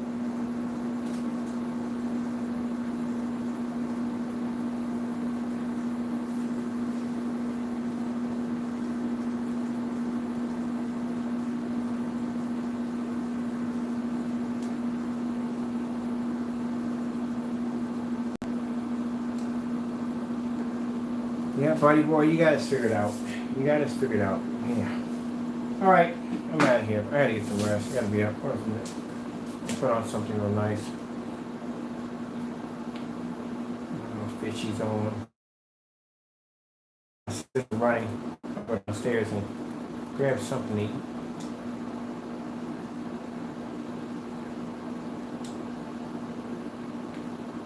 Now I want to do something like I want to do sharp. I haven't done a sharp demonstration in so long.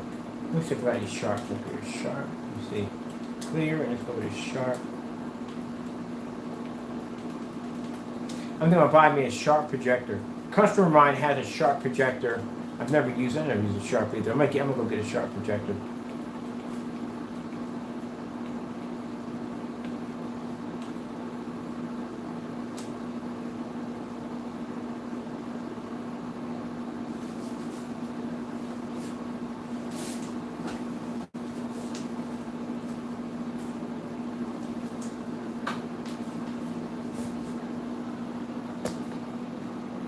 Yeah, something you can't do on a great screen.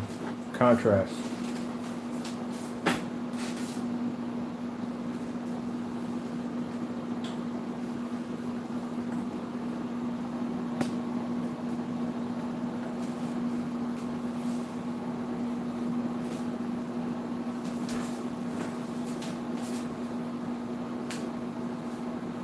Let's see what we got. I want my fish back.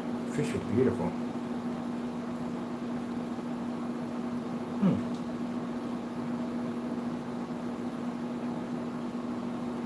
Well, that's impressive. Look at the colors on that.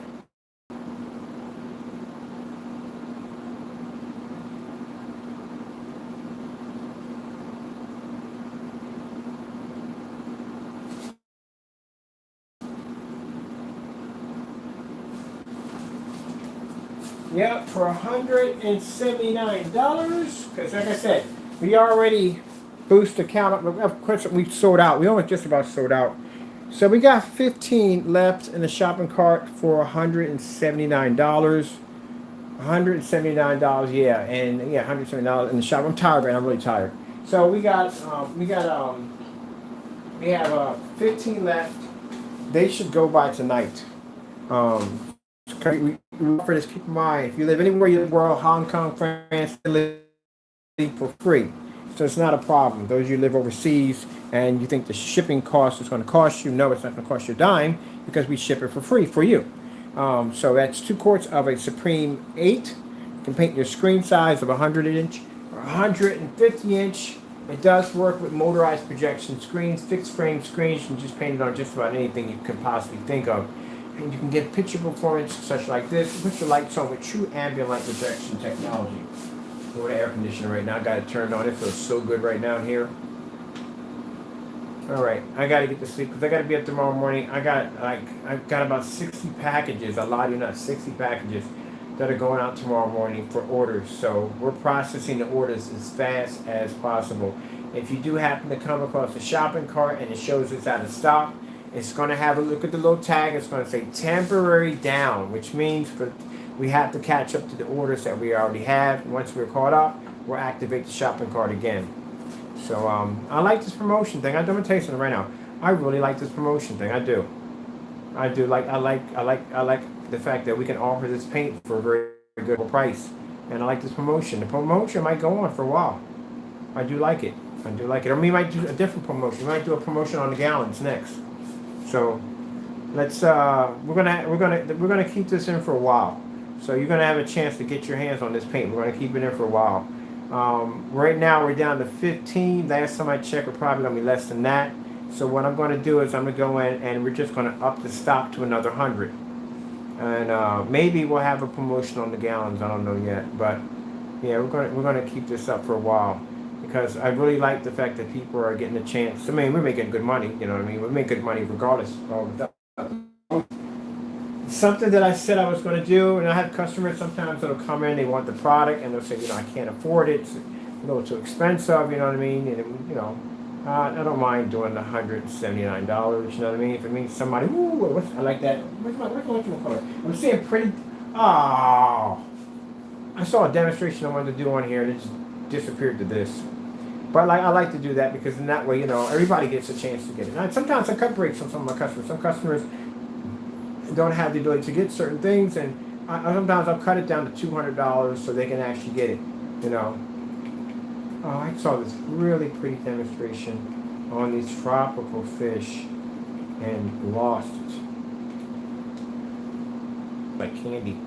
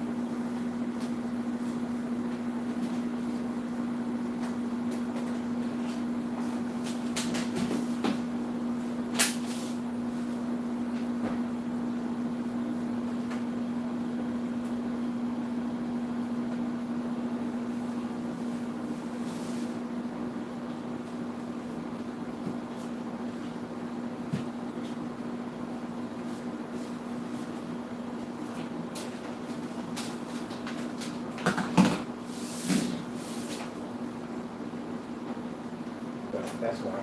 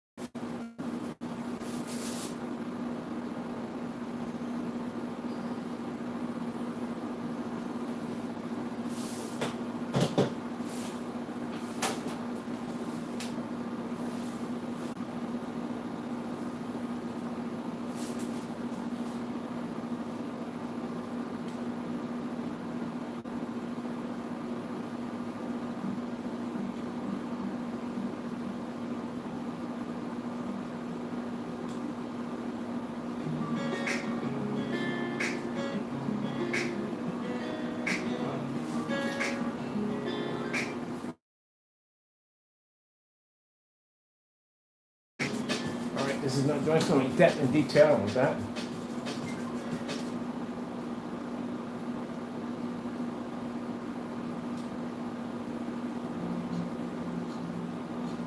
No, can't do that one. Those are a problem.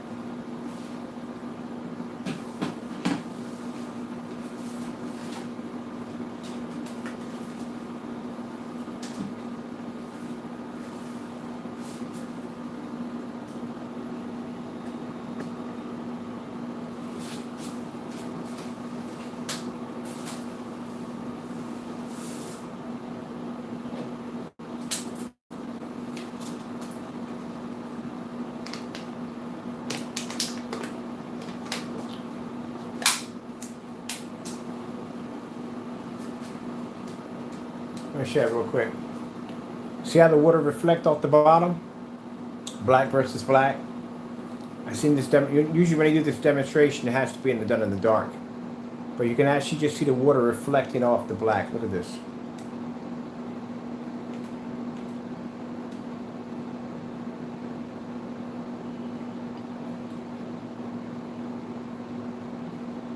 Without black level, you can't pull that off. Like a gray, hands down, just to show you, a gray screen can't pull off that black level like that.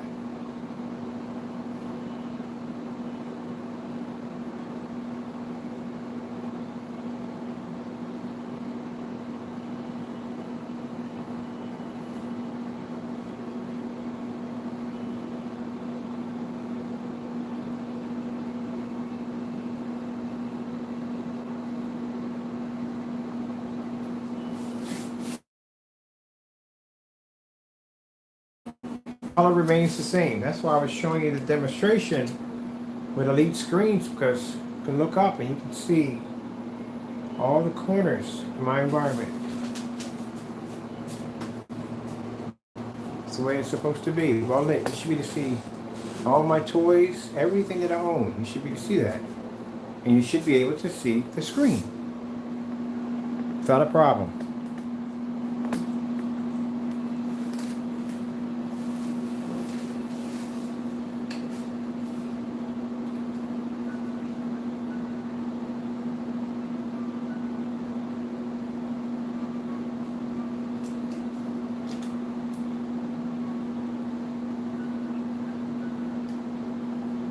See, look at the work, reflection of the black. That's a beautiful, beautiful, beautiful, beautiful, beautiful demo.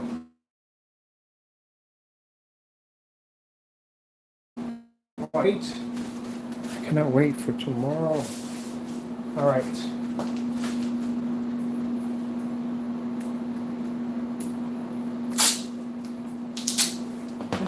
Just a minute. Because I'm about to cool it and get some, I gotta get some rest, I'm really tired.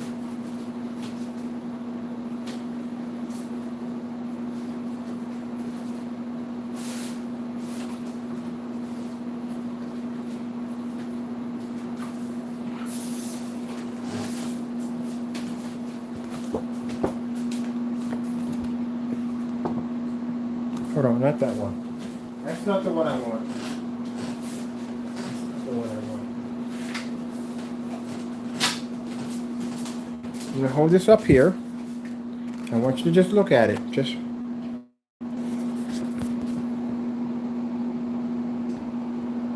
chance to read through that.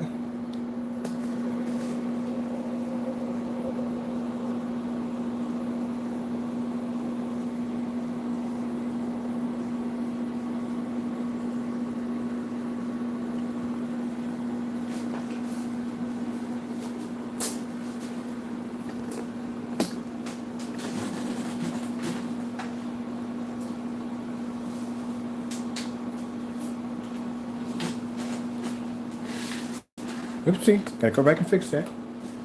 That far off.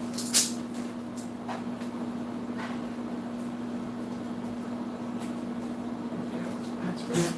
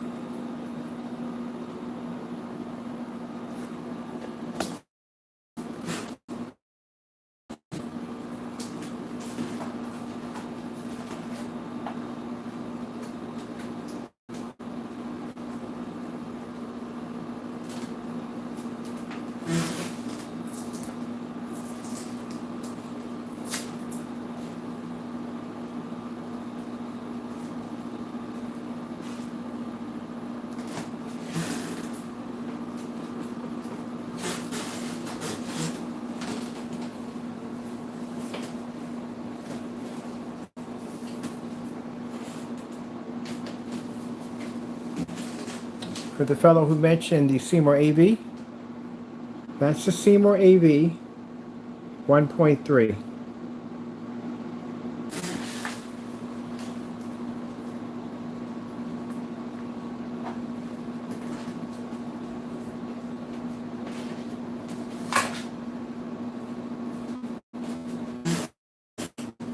Seymour AV 1.3.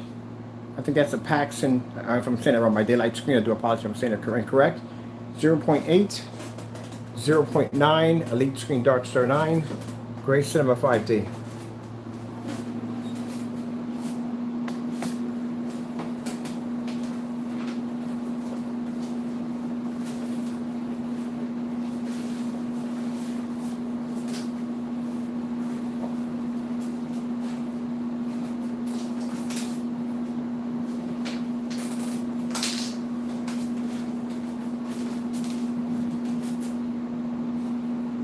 Controller here.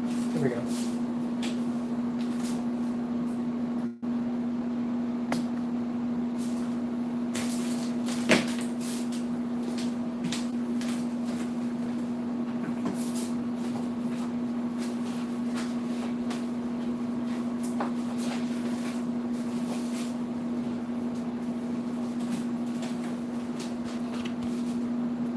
Seymour AV. This is a Matinee Black by Seymour AV.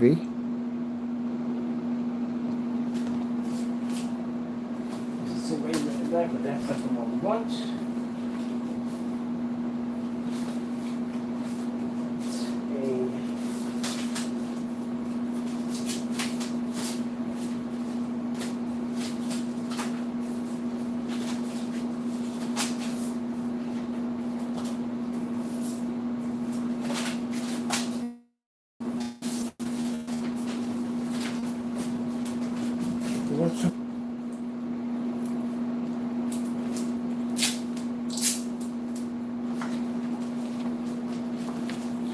DMP Supernova Blade.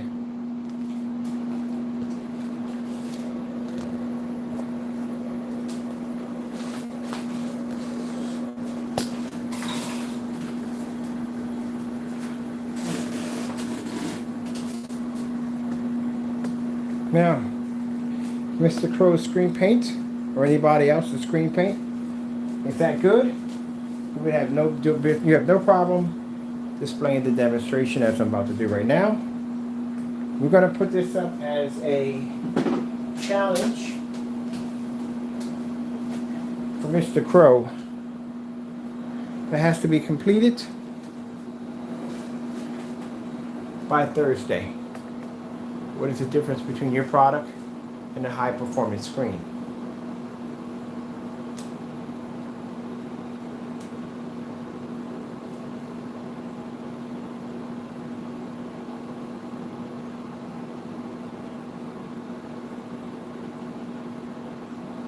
Either you can match or try to better these demonstrations.